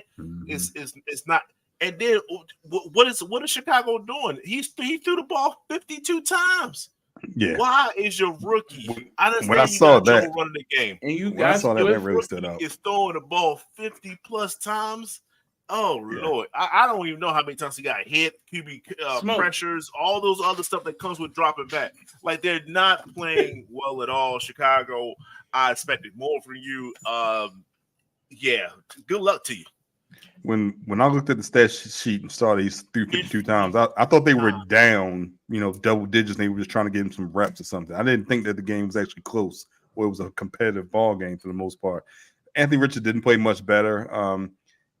I'm still holding out hope that once he gets some more starts under his belt, it'll start to click a little bit more. But performance, I think was he 10 for 20 and less than 150, something like that, if I remember correctly. 10 for 20, 167. Around that number. I mean, and even still, the passes that you're completing, the turnovers that you're making, the plays that you're making just aren't there. This was, like you said, this was just a bad quarterback play on both sides, but they're still young. They still have a chance to grow. It's just we expected more, even from this point. When you look at other quarterbacks, when you look at your C.J. Stroud from last year's draft, or you look at your J.D. Fives, who was able to go head to head with Joe Burrow, you just expected more from these players. You see the potential greatness of some quarterbacks, and not with others. You just kind of you're hoping to see it. So both sides got a lot to learn. Yeah, I look. Shout out to Jonathan Taylor, man. The man, he's the reason why the coach won this game. He put him on his back, said, "Give me the ball, damn it! Just give me the ball and let me carry us home." Because that was trash. It really was. Don't let the stats fool you. It was trash. I watched it. I saw it. It was trash. Don't be fooled. All right. Next up, speaking of trash, what the hell happened to the Raiders? A week ago, they were down 10 points, and you come roaring back. Now, all of us, you against us, you want to be beating your chest, big man on campus. You get the big victory with the comeback. But now, at home, the Carolina Panthers are able to dog walk you. The Carolina Panthers, you got your head coach out there talking about people making business decisions. What did he mean by that? Does anyone? I think apparently there was a statement made that they even questioned it, like, are you going to be benching Gardner Minshew? Basically, I think he meant Gardner Minshew must have been making. No, they just said that Gardner Minshew is starting. So he did announce him, but the question was about him. And so I was like, are you trying to say Gardner Minshew quit? Because just a week ago, Gardner Minshew was part of the key reason they came back on and won that game last week. So you want to blame him? Devontae Adams was out there pouting on Sunday against Carolina. Like, you gonna blame him because they were double covering Devontae on every play? Give the Panthers credit. They had a good game plan. They knew like the Ravens should have knew last week. The ball was only going to 2 people. I mean, it wasn't that hard to defend. Like, so no, I don't know what the hell he was talking about, because this game was not on my radar. Andy Dalton went in there, got his knife out, just started carving him up. Adam Thielen had a sighting. He went out with like a concussion or something, or ACL, something. He went down, but he made some big catches. I was like, what the hell's going on in Carolina tonight? Calvin, what's your thoughts on this matchup? Look, I'm not sure. Does this speak much about Bryce Young that Andy Dalton was Andy Dalton, right? Was able to walk in, throw 300 yards and red rifle. Is this Red more Rocket. about Bryce Young, or is this more about same thing? This has to be a detriment to Bryce Young, right? Because you weren't able to do this. You weren't able to do this with the same team. The last 17 games of last season, 2 games this season. I mean, I don't know how you put him back in there after a game like this. I don't see how you do that. And with the Raiders, I don't know what Antonio Pierce was talking about. I gotta find that out. I think he was talking about Devontae Adams. To be honest with you, that's what I think. Okay, I really think it'll come out. I mean, how many grumblings have we heard about seen Devontae wanting to get out of town? I think Devontae might have. I don't think it had nothing to do with Gardner. To be honest, he's playing. I didn't think it was Gardner. I didn't think it was Gardner Minshew. But that was something a follow up on. Like, he had that one comment after the game, and then in the press conference, like Monday or Tuesday, they was asking about would you bench Gardner Minshew? Say, yeah, I'll be open to it, or something like that. It was like, what the hell? Like, what? If that's what Devontae was pouting about, that he wasn't getting involved. If you look at the stat sheet, I mean, Gardner was spreading the ball around. He got Trey Tucker had 7 for 96. You had Jacoby Myers 7 for 62. Brock Bowers had 3 for 41. Devontae had 4 for 40. So maybe he was pouting on the sidelines, talking about he wanted to get enough targets, but clearly somebody got the ball. That's not a warning enough to someone. That's what I'm saying. Business decision is what Dion said. Pulling up. I'm not going to tackle him because I need to make a business decision. So I might push him out of bounds or something like that. That's what he's talking about. And so I think he must be talking to see who it is. Yeah. But this game was it's very Flacco-esque when he came in for Deshaun Watson. It's it's just like some of these guys. This is interesting. It's like the other psyche of a quarterback. You got the Bryce Young's just trying to stay composed, and everything is like, oh my God, like probably things going 1,000 miles per hour, and everything. The whole world is against you. You feel like so on and so forth. To go against that, you have the Red Rocket / rifle, and he's like, yo, I ain't got nothing to lose. I'm playing carefree. It is what it is. I'm gonna chuck it up there. You get it or you don't. Okay, just move on to the next play. And it's just a carefree way of playing. And like I said, Joe Flacco kind of played similar to that last year. He just said, hey, I guess Cooper over there somewhere. Let me just throw it up to him. Oh, yeah, he was there. That's the blueprint. So it's a way of playing, but you have to be a veteran. Like, you have to start in this league. You have to go through the ups and downs, the bitchings, the playoff performances, and things like that to have that kind of carefree pressure, right? Moxie. Or lack thereof. So shout out to Andy Dalton. He played just like that. We'll see what happens whoever they play next. Once the footage goes out saying, okay, Andy can really play again, we'll see what happens with just coverages and all that stuff. But, it was a good thing to see. I don't think it's too much of an indictment on Bryce just yet. If he continues this, though, then, yeah, we're going to start saying maybe it was just a little bit too much for Bryce, or maybe he just wasn't in the right environment. I think they will look. Anytime you change the player or give the team a spark, they might come out and play fired up that one game, and then they come back down to earth. Same with the Raiders. You got a big win last week. They might have started smelling itself. You know what I mean? And as a trap game, thinking, oh, it's just Carolina. Oh, it's the backup quarterback. And they didn't come out and take this team with the urgency. And it's not like the Raiders are this great team. So, I mean, it is what it is. It happens.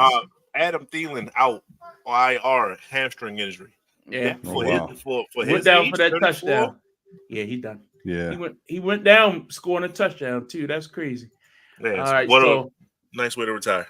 let's take a look at any other games on the schedule last that payday. you all were interested in. Any other games that happened this past week that we didn't discuss that you all want to highlight? Have at it.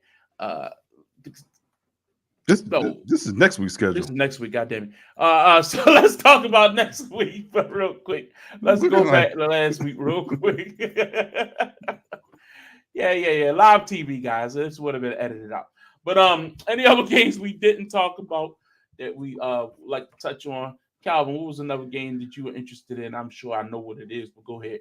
No, Green Bay and Tennessee. Like Malik Willis was there to prove to Tennessee why, prove to Tennessee that you were wrong giving up on me, especially what you got right now in Tennessee. The game plan, just him being there and them dominating that game. So I shout out to Malik Willis. He's as much as he was talked about the last couple of years and how much they were trying to transform him into a different position. He's shown that he can play the quarterback position and he can play winning football at the quarterback position, keeping Green Bay afloat without Jordan Love the last 2 weeks. So Malik Willis get a shout out from me. Definitely. Justin, I know that leaves you only one team to talk about. Let's talk about the New York Jets. The New York Jets put on a performance, one of those galvanizing performances to lead your team into the right direction for the rest of the year. That type of thing only happens ever so often. Last time something like that happened, it just happened to be down in Tampa Bay during the COVID season in which Tom Brady, a great quarterback, took his team all the way to the promised land. You're going to see once again, I said the Jets was going to win a championship. This was the type of performance to lead the way towards the championship. It's going to be nothing but green and white skies. Shout out to Stephen A. Smith. I just made that one up. So, Aaron Rodgers played a great game. Breece Hall, Allen, Lazard, they all played well. They smacked the Patriots, smashed them. And that's what I wanted to see. I wanted to see a daunting performance, and that's exactly what I received. I'm happy, good to go. That's the game I wanted to talk about. Thank you. I knew it. I set you up. I teed you up. Are you happy? I teed you up. But before we move on, I do want to touch on something really quick because it's timely. Congratulations to the Baltimore Orioles, man. Baltimore Orioles have clinched a wild card spot. They came into the night down back 4 games, but they able to pull it out tonight against the New York Yankees. So now they've clinched that wild card, and they will go into the playoffs now, going against the Kansas City Royals in the first round, it appears. Initial thoughts to the Orioles, this was inevitable. They made this a lot more difficult than it needed to be down the stretch here, but they were able to beat the Yankees tonight in New York and clinch that final wild card spot for themselves. So how do we see the Orioles doing once they get in there? Do you see this being a one and done type situation? Will they win? Will they move on? I'm going to start with you, Calvin. So at this point, I know there's still an outside shot for the division. You got to sweep the Yankees, and then you kind of need some luck over the weekend. But you've clinched the playoff spot. If you can clinch the number 1 wild card and allow yourself to set your rotation going to the playoffs, I think that may give you more, or maybe more beneficial to you than trying to go out and win the division and potentially not knowing what your rotation is going to be going to the playoffs because you got to exert all this extra energy. Kansas City isn't the best matchup in my opinion, but hopefully they got Westburg back a couple of days ago. You once you get to the playoffs, you're able to set your rotation. You can move Suarez to the bullpen as well. I'm happy for these guys, but they've played. They basically played below 500 baseball the last 3 months. They were the best team in baseball probably May and June. No doubt, best 1 or 2 with Philadelphia. I remember them winning 2 out of 3 against Philadelphia here in Baltimore in June. They were the best team to play, the best team in the major leagues. They got to get back to that. I'm not sure if they can do that now, but if you're healthy, you got your guys.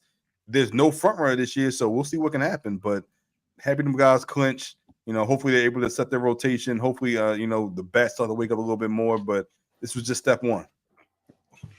So Justin, you said a lot, right? And 100% right on. All those things. My thing is, it's only one. I'll say only, but there's one other team that's been struggling to the point where, as though their last 30 games, they were 12-18, 3-7 their last 10 games, and that's the Kansas City Royals. So I do not want to win a division. Let the Yankees have it. You're right. Cool. Boom. It's yours. Take it. We'll see y'all later. Let's get some wins under our belt, right? Let's get a playoff series win under our belt. And Kansas City, they're free falling right now. They are prime position to take them out as we get healthy. We get confidence. The bats start rolling, and then now we're coming into whoever we play after that. If it is the Yankees, full force. So that's a totally different mental mind frame. And you could tell, just like with the Texas Rangers last year, once you get hot, that's what everybody think. Once you get hot, you can ride that straight into the World Series. Yeah. So with that being said, like you said, Suarez is probably go to the bullpen. If not, put Grayson Rodriguez once he comes back in the bullpen and let Suarez start. We got options. We just gotta hit that igniter. So hopefully a series win against Kansas City, which we should win, will provide that spot. Whew. You feeling confident about that, Calvin? I mean, the other thing is, I think Kansas City and Detroit, Minnesota, whoever it is tied. So it can easily be one or the other. But I think setting your rotation is more important versus trying to go out here and secure the division, going all out for the division. I'm not saying just throw the rest of these games, but I'm saying it's more important to say, all right, look, this is going to be our rotation. You know, we're pitching Burns on Thursday, so therefore he'll be on full rest to start the playoffs versus pitching him on Friday and try to get him on short rest next week when the playoffs start. So I think it's important to get your ducks in a row right now, and then you go for it. Once everyone's healthy, everyone's back, you know what your lineup is going to be, you know what you got to do, you know who you're playing, go from there. Okay. All right, let's move over to some WNBA talk because this past week, WNBA started the playoffs, but before we get to what happened on the court, we got to talk about what happened. You know, award season, you know, it's always fun to talk about that. And one award that we kind of knew coming in was going to be MVP. Oh, we knew two awards. Go ahead. Yeah. But the first is MVP of the league, and I want to give her flowers. A'ja Wilson continues to be the most decorated and dominant, and she's a champion. She's going for her third title this year in the playoffs. She's the MVP, set the scoring record, the scoring and the rebound record. The rebound record was just as impressive to me, and give her all her flowers for bringing home the MVP award. And we'll see if she's able to capture this championship. They had a hell of a first game in the playoffs the other day. Were able to battle back and get the victory. Justin, your thoughts on A'ja capturing the MVP once again, and your thoughts on her prospects to win another title. Shout out to Bam Adebayo. Little Bam. Amazing day. Amazing day. Sir. No, A'ja is just the truth. Can't take anything away from the woman. Even when the Aces was slightly struggling, she maintained her dominant performance to the point where until they caught back up with her, continued it on to the Olympics, finished that, came back, just dominating. Shout out to Angel Reese. You did have that rebounding record until you got hurt. So A'ja Wilson is just dominant. I believe they're going to. I don't know how the brackets are lined up right now. But they're definitely getting out the first round. I think they're playing. Thank you for that. I think they already won up on Seattle, so they're going to beat them. Did they reseed? Did they reseed? Yeah, it's like the whole league. The whole league. No, I'm saying, but did they reseed after the first round? I don't think so. I think that's legit. So 1-4. Yeah. Play Atlanta. So your conference final New York is going to be quote unquote the finals in a sense, right? So that's going to be the matchup. So when you talk about watching a WNBA game, that's what you want to see. You want to see Liberty versus the Aces and see how that pans out. There's nothing but stars across the board. People that you don't even have to watch WNBA. Oh, and that such and such. Yeah, that's her.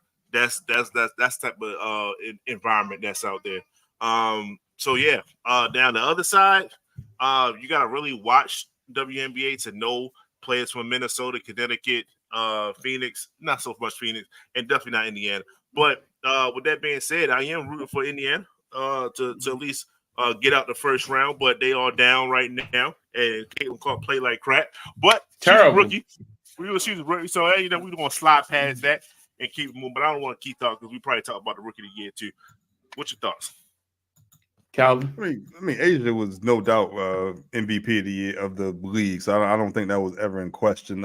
It's just a matter of can they repeat, or can they three-peat, I should say. Just kind of not being a top seed and going to have to go to New York and not have a home court as well. That's going to be tough. And this is who they played last year in the finals. You got to play them in the second round, and you don't have home court advantage, and you struggled against this team all year. I think they lost 2 of 3 against them this year as well. So, like you said, that's the real finals matchup potentially. But we'll see if the MVP can lead their team, can lead her team to a three-peat. But as far as MVP race, well deserved. Back-to-back MVP. I think it's just 3 and 4 years, I believe. So obviously she's the best player in the league right now. 1,000 points. Like you said, I didn't the rebound title, which was she won that from Angel the last couple games of the season. I didn't even realize how tight that was or how far of a lead Angel had, because she's missed the last 7-8 games so far of the season. So dominant performance by Asia, and just want to see if they're able to three-peat. And I think if they get by New York, they're the favorites, but I think they should be the favorites until they're beat. So another question for you all: do you all like the playoff format of the WNBA? It's something we've never discussed on this particular program. So just something to batty about how they seed the teams, regardless of conference, regardless of location, and the first round is best of 3. Do you like that? Do you feel like it's puts the stakes as a higher type of thing? Because look, NFL is 1 game elimination. You know what I mean? NBA is more of a series thing, but even baseball is best of 3 in the wild card. You know what I mean? So that early round, anything can happen type of atmosphere. NCAA tournament is a one and done tournament. What do you think about the best of 3 in the first round, and just the way they seed the teams, and in the finals being a best of 5 instead of best of 7? I'll start with you, Justin. It's tough. I get I understand them picking the best 8 teams. I got it. Right. You don't have enough teams, enough players, enough luxury to go 8 and 8 or whatever the case may be. So you take the top 8. Cool. Bet. Understood. I think best of 3 is a bit too short. I would prefer it to be a little bit, maybe 5 all the way through. The NBA was like that. They had best of 5 and then they had best of 7, which gave us the underseeds a shot. Especially if you got the first game or whatever the case may be. We could do it. If you beat anybody 3 times, that's what you won. You deserve to win, in my opinion. But best of 3, when you need a 1 hot game, and look at it. It's tough. It's tough. So I'm not with the first round. I'll say that. But I don't mind them being all best of 5s. I don't mind that. Calvin, I think the other thing that no one talks about, you talk about the series being best of 3, but the home team basically has games 1 and 2 at home and game 3 on the road. So if you have the better record, you're on the road for the decisive game 3, which I don't know you should. If that's favorable, if you're the better team, you want to have your home court for that third game. So I think that's a bigger issue than the best of 3 altogether, in my opinion. Well, here's a question: do you prefer to play the first 2 on the road, or know that you got game 3 back at your crib? But I mean, I think if those are the 2 options, I want game 3 at home, because I think role players play better at home. And I think if you're the better team, you should not have a problem splitting on the road at worst.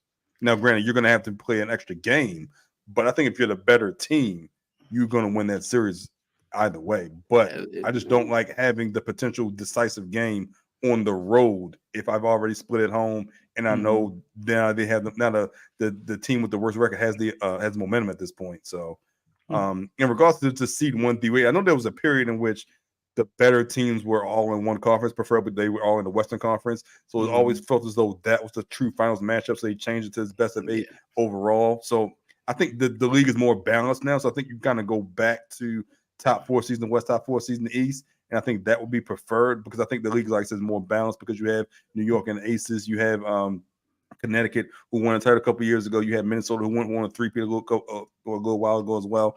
I think it's best to go back to true West versus East now because you have a talent kind of balance as well, and you have stars that people want to see in both conferences. I think originally what the East only had the Liberty, and I think Washington was that they had the Liberty, had the Washington, Mystics. Mystics. They had the Mystics. They had Atlanta didn't have a big time team. I thought Atlanta was, but they weren't having stars. They weren't any good. But I mean, like Vegas Houston and LA. Vegas used to be. Was Vegas it Dallas? Didn't have a team that long. Yeah, but wasn't it like no? It wasn't it like Dallas and then no, I'm sorry, it was San Antonio. You're right. It was San Antonio. Yeah. And then they went to Vegas. What's your call? Brianna? No. She the coach for the Spurs now. Oh Lord. Becky Hammond. Yeah, Becky Hammond. Yeah. But I remember Kelsey Plum got drafted by San Antonio. She never changed teams. They just and then moved. Seattle, Sue Bird, and you had So you had a lot of teams, like you say, in the West. So I get the point, but it's just like very interesting though. What if the NBA did that? That would be crazy. Just say, let's take the best 12 and say this is the playoffs. I don't know about that, but regardless of conference, the best records get in. I don't know if you stay the same amount of teams, but regardless of conference, the best records in the NBA make the the playoffs, and be interesting. Anyway, before we get out of here, and we're doing a good time tonight on time. I'm very proud of you, gentlemen, being very concise in your comments tonight. Not bloviating too long. You're still here, don't worry.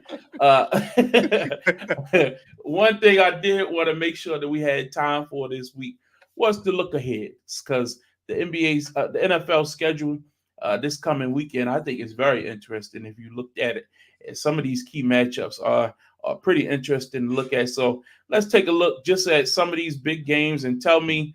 There you go. I'm sorry, Justin, you're gone again. Tell me which games really are catching your eye. What's the game that you're looking most forward to? I'll start. I think the game I definitely am most interested in this weekend, and it's for personal reasons, of course, would be that Saints and Falcons game. I need Kirk Cousins to get off this schneid. I need Kirk to get back in winning formation. I think the fans of Atlanta were robbed last week against Kansas City. It was, Arthur Blank was getting honored at halftime for all the great work he's done with Home Depot and the philanthropy work he's done in the community, really trying to pump Atlanta up. And to screw him by that pass interference call not being made is utterly pathetic. So to get a win in that NFC South will be big against a Saints team who's going to be looking to bounce back. I think that's going to be a very good matchup. Justin, what's the game you're most looking forward to this weekend? It ain't on your list. I got issues with that. What is it? Maybe we in a way, and it's like 2 more games, 3 more games on this side. It's a team that's on that twice. Who would I do? I don't see Tampa Bay on that at all. Yeah, New England and San Fran on that twice. Oh, besides that other hatred. That was intentional. No, but really, besides my team going against the Eagles, which is a great matchup. It is. I'm honestly looking towards. I think you guys might have a game of the week for real. Of course, I didn't want to name that, but good. The fact that we got Buffalo, Josh Allen, Lamar Jackson. Like, look, if you just like football, this is what you pay money to see. We're seeing the superstars perform at that kind of a level. So that's really, like I said, besides Tampa Bay and Philadelphia, because that's definitely the second game of the week. Oh my goodness! What I will concede and say that the Ravens and the Buffalo Bills will probably be must-see TV. Calvin, what's the game you're looking forward to other than the Ravens? Who you picking? Huh? Who you picking? Yeah, that's a good question. Yeah. And we're gonna see what a real running quarterback actually does, and that is he happens to be Allen. first name Josh. We're gonna see what that really that is about. Not the other guy. You a hater. Okay. Go ahead, Calvin. What's the game? So you picking Buffalo? Yeah, I'm picking Buffalo. Okay. Man, you ain't pick up on the hater over there. Stop it. I mean, I just wanted him to say it. I want him to be on the record. I don't want him to squirm out the next week. So look, I'm gonna go with a game that I'm gonna go with a game that no one's probably really going to talk about. Cincinnati and Carolina. I want to know if Cincinnati's going to win. Like, if you would have told me last week with Bryce Young, with the redhead, I don't know if Cincinnati had a wins this balloon, ballgame. right? And he just let all the A out there. This is pathetic. I'm trying to get ratings. We're trying to get people to stick around to the end win of the this show. ball game. Look, And that's what you pick. we talk about Joe Burrow. Who the fuck? I need to see Joe Burrow do something to win this ball game. Okay, But on the other hand, it's Seattle and Detroit for me. That's what I was saying. I'm a big Detroit fan. I'm high on them. Seattle goes into Detroit. And I think they got 2 Monday night games again this week. I don't know why they got back-to-back Monday night games for 2 weeks. But I think this is one of them. I'm not sure which one of them it is. But Geno and DK Metcalf, Jared Goff. It stars on both sides. I think it's going to be a high-scoring game. I think this is going to be the first time the Seattle defense experiences a challenge. In Detroit, that's going to be a good matchup in my opinion. All right, yeah, I agree with that. I was going to put that on my list, but I also looked at Kyler Murray versus JD5. That's another. That's a fun matchup. That's very fun. Yeah, that's so fun. That'll be something to keep and the eye on. And this whatchamacallit going back to Arizona too, right? Or Kingsbury, right? Cliff Kingsbury. With the offensive coordinator in DC. Yeah. Okay, very interesting. Should be able to watch that one. Before we get out of here, I do want to make sure. I had the banner still playing. Want to take a look at our playoff predictions and always keep that front of mind every week. So far, just to recap, Calvin has the Eagles, the 49ers, who are looking pretty rough right now. The Lions. Y'all got the 49ers in the same position. So don't feel bad. I'm just commenting. The Falcons. The Rams, looking like shit. The Green Bay. We all got the Rams too. I don't Hey, I'm just commenting. And then Tampa Bay bringing up the rear. I have the Eagles, 49ers, damn it. Lions, damn it. Falcons, damn it. Rams, damn it. Cowboys, damn it. Bears, damn it. Like, jeez. It's all rough. Justin has Eagles, 49ers, damn it. Lions looking good. Tampa Bay, damn it. Whoa, wait a second. We lost one game and we don't get the D word from that. Y'all lost to Denver. Rams, damn it. Neither here nor there. Green Bay and the Bears, damn it. But this AFC, man, Jesus. The Dolphins, man, I don't think this is a way to climb out there for me and Justin. Kansas City looking like the best team possible right now in the AFC. The Houston Texans, I did have them winning that division. I still got them winning them. But they haven't looked like invincible or nothing. Cleveland, but Justin, you had them a lot higher than I thought. You had them as a 3-head seed, but I only had them as the 4th. I had them as a 6, so I have you got them in the playoffs. So. The Ravens, the Jets, okay, they're not looking bad. Not looking bad for you there. And the Colts, we both looking bad on the Colts. But look at that one guy who picked them Buffalo Bills to be in the playoffs. I like that pick. Calvin, you got them Jags in there, so sorry for you. You got the Cowboys and Bears, so. Hey, the Cowboys still going to bounce back. Cowboys still going to bounce back. What about the Bears? Yeah, the Bears. I like the Minnesota Vikings. Wait. We're going to reshuffle this thing in a few weeks. Go back to that. Go back to that real quick. Go back to that. I want to just ask everybody a question. If you had a chance right now, would you put Pittsburgh in any capacity, division win a wild card? Pittsburgh? Yeah. I can sub out Pittsburgh for Cleveland with no question. Yeah, no question. No, I don't got to. You got to win the division. Okay, I'm not doing it, but I could. I think that'd be my switch. Looking at my list alone, knowing what I know now, the only swap I would have is I would have Buffalo winning the AFC East, and I have the Jets taking one of the wild cards. and then I'd take Cleveland and maybe switch them with damn it. I still Chargers? I still like the Chargers. I do. Okay. So that would be my other sneaky team. They only lost one game, so I'm not jumping off that wagon yet. What up, baby girl? What about you, Calvin? Who would you swap out right now if you had to? Probably the Chargers for Jacksonville. Mm-hmm. And you like all the rest of them? Miami. If you tell me Tua is coming back in 4 weeks, I still think. I mean, I don't think the AFC as a whole is. There are 5 teams on fire. That's a good point. So if you tell me he's coming back in 4 weeks and they're 3-3, if they 1-2 right now, that means they got won 2 games. Even if they're 2-4, I still think they can get a wild card because I mean you're not saying New England. I think are we writing off Cincinnati? I mean none of them have us in playoffs. I am. I ain't having. I ain't never having the playoffs. Are we writing off Cleveland? I know y'all got them in the playoffs, but are we writing them off? You gotta win. They look like when Chubb come back. Yeah. I mean that's fair. I mean Tennessee, Jacksonville, they get done. Is Indy done? Y'all got Indy in the playoffs. I don't think so. They can. I think they still got a shot. They won on Sunday, so I'm not going to jump off the bandwagon. Justin, your thoughts? Who would you swap out? Honestly, if I had to swap out somebody, it'll be man. Chicago. The Bills got to be somewhere in there. I don't know where. Yeah.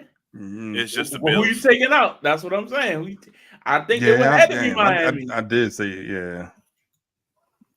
It would have because I'm telling you, I know y'all like the Jets and all, but I think they match up horribly with them Bills. I really do.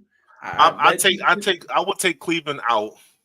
I'll put Pittsburgh in, and then I'm taking the Colts out and putting Buffalo. I still think, I still think Miami can make the playoffs. Let's say that. I forgot about Buffalo. Okay. And so in the NFC, you thinking down? I guess the only thing we're going to do is knock down San Francisco because I don't think they're going to be number 2 seed. Especially if Chris McCaffrey getting on the plane and go to Germany. So only team I think would even let's go back to the list real quick. The only team I'm prepared to be like they ain't going nowhere is I would like Seattle in there over the Rams. Yeah. Due to the injuries. Yeah. If you tell me by week 6, I'm about to say it's not over yet, and that could be a realistic time frame. Yeah, for them. They just gotta weather this upcoming storm they have right now. You talking about the Rams? Yeah, San Francisco. Okay. I would keep the Rams in there. It's coming back. I'd take Chicago out. I'd take Chicago off my list. Is definitely out. And put Seattle in that spot. That's what I would do. Minnesota. Shit. Yeah. Somebody, some 3-0 somebody team losing. Yeah, it might be the Cowboys on mine, but I don't know, man. But this is fun to track week to week, though. That's what I like about it. So again, mid-season, we're gonna take a deeper look and we'll do reshuffling.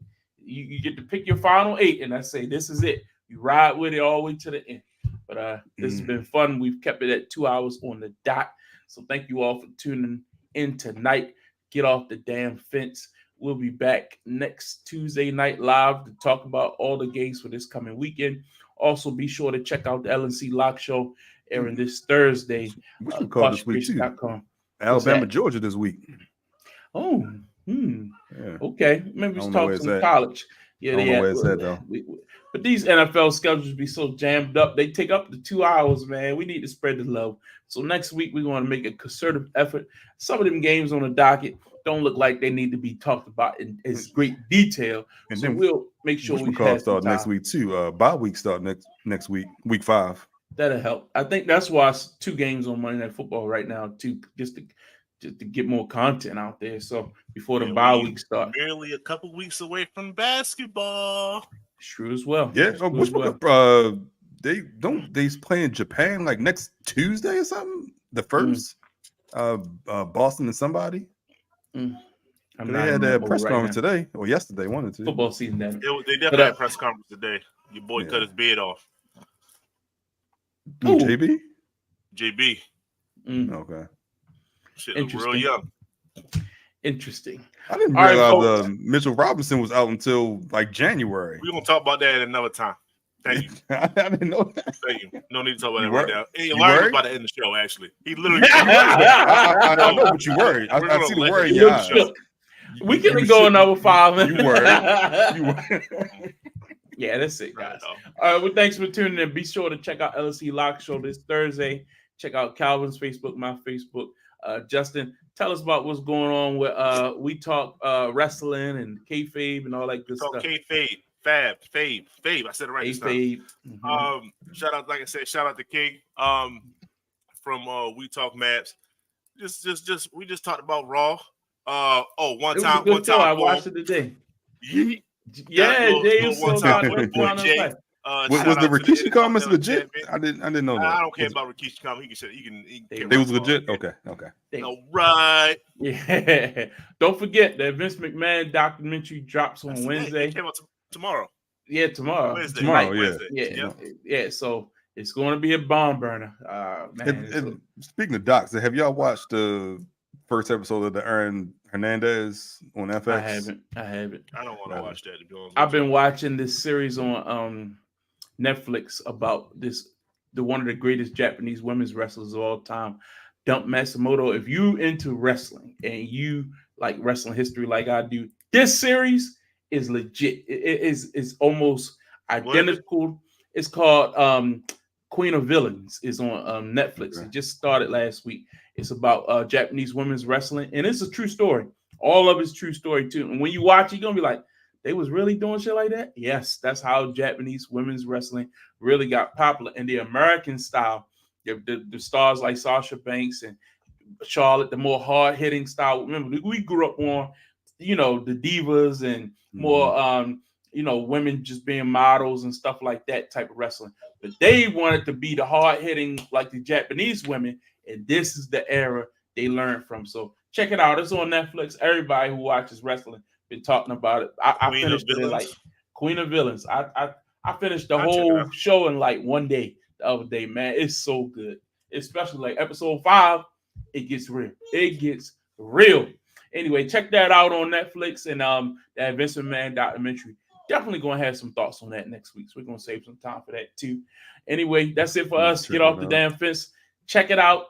We'll be back next Tuesday night, 9 p.m. Eastern, right here. Facebook, YouTube. Thanks. Make sure to share it. Share it with your friends and family. Holla.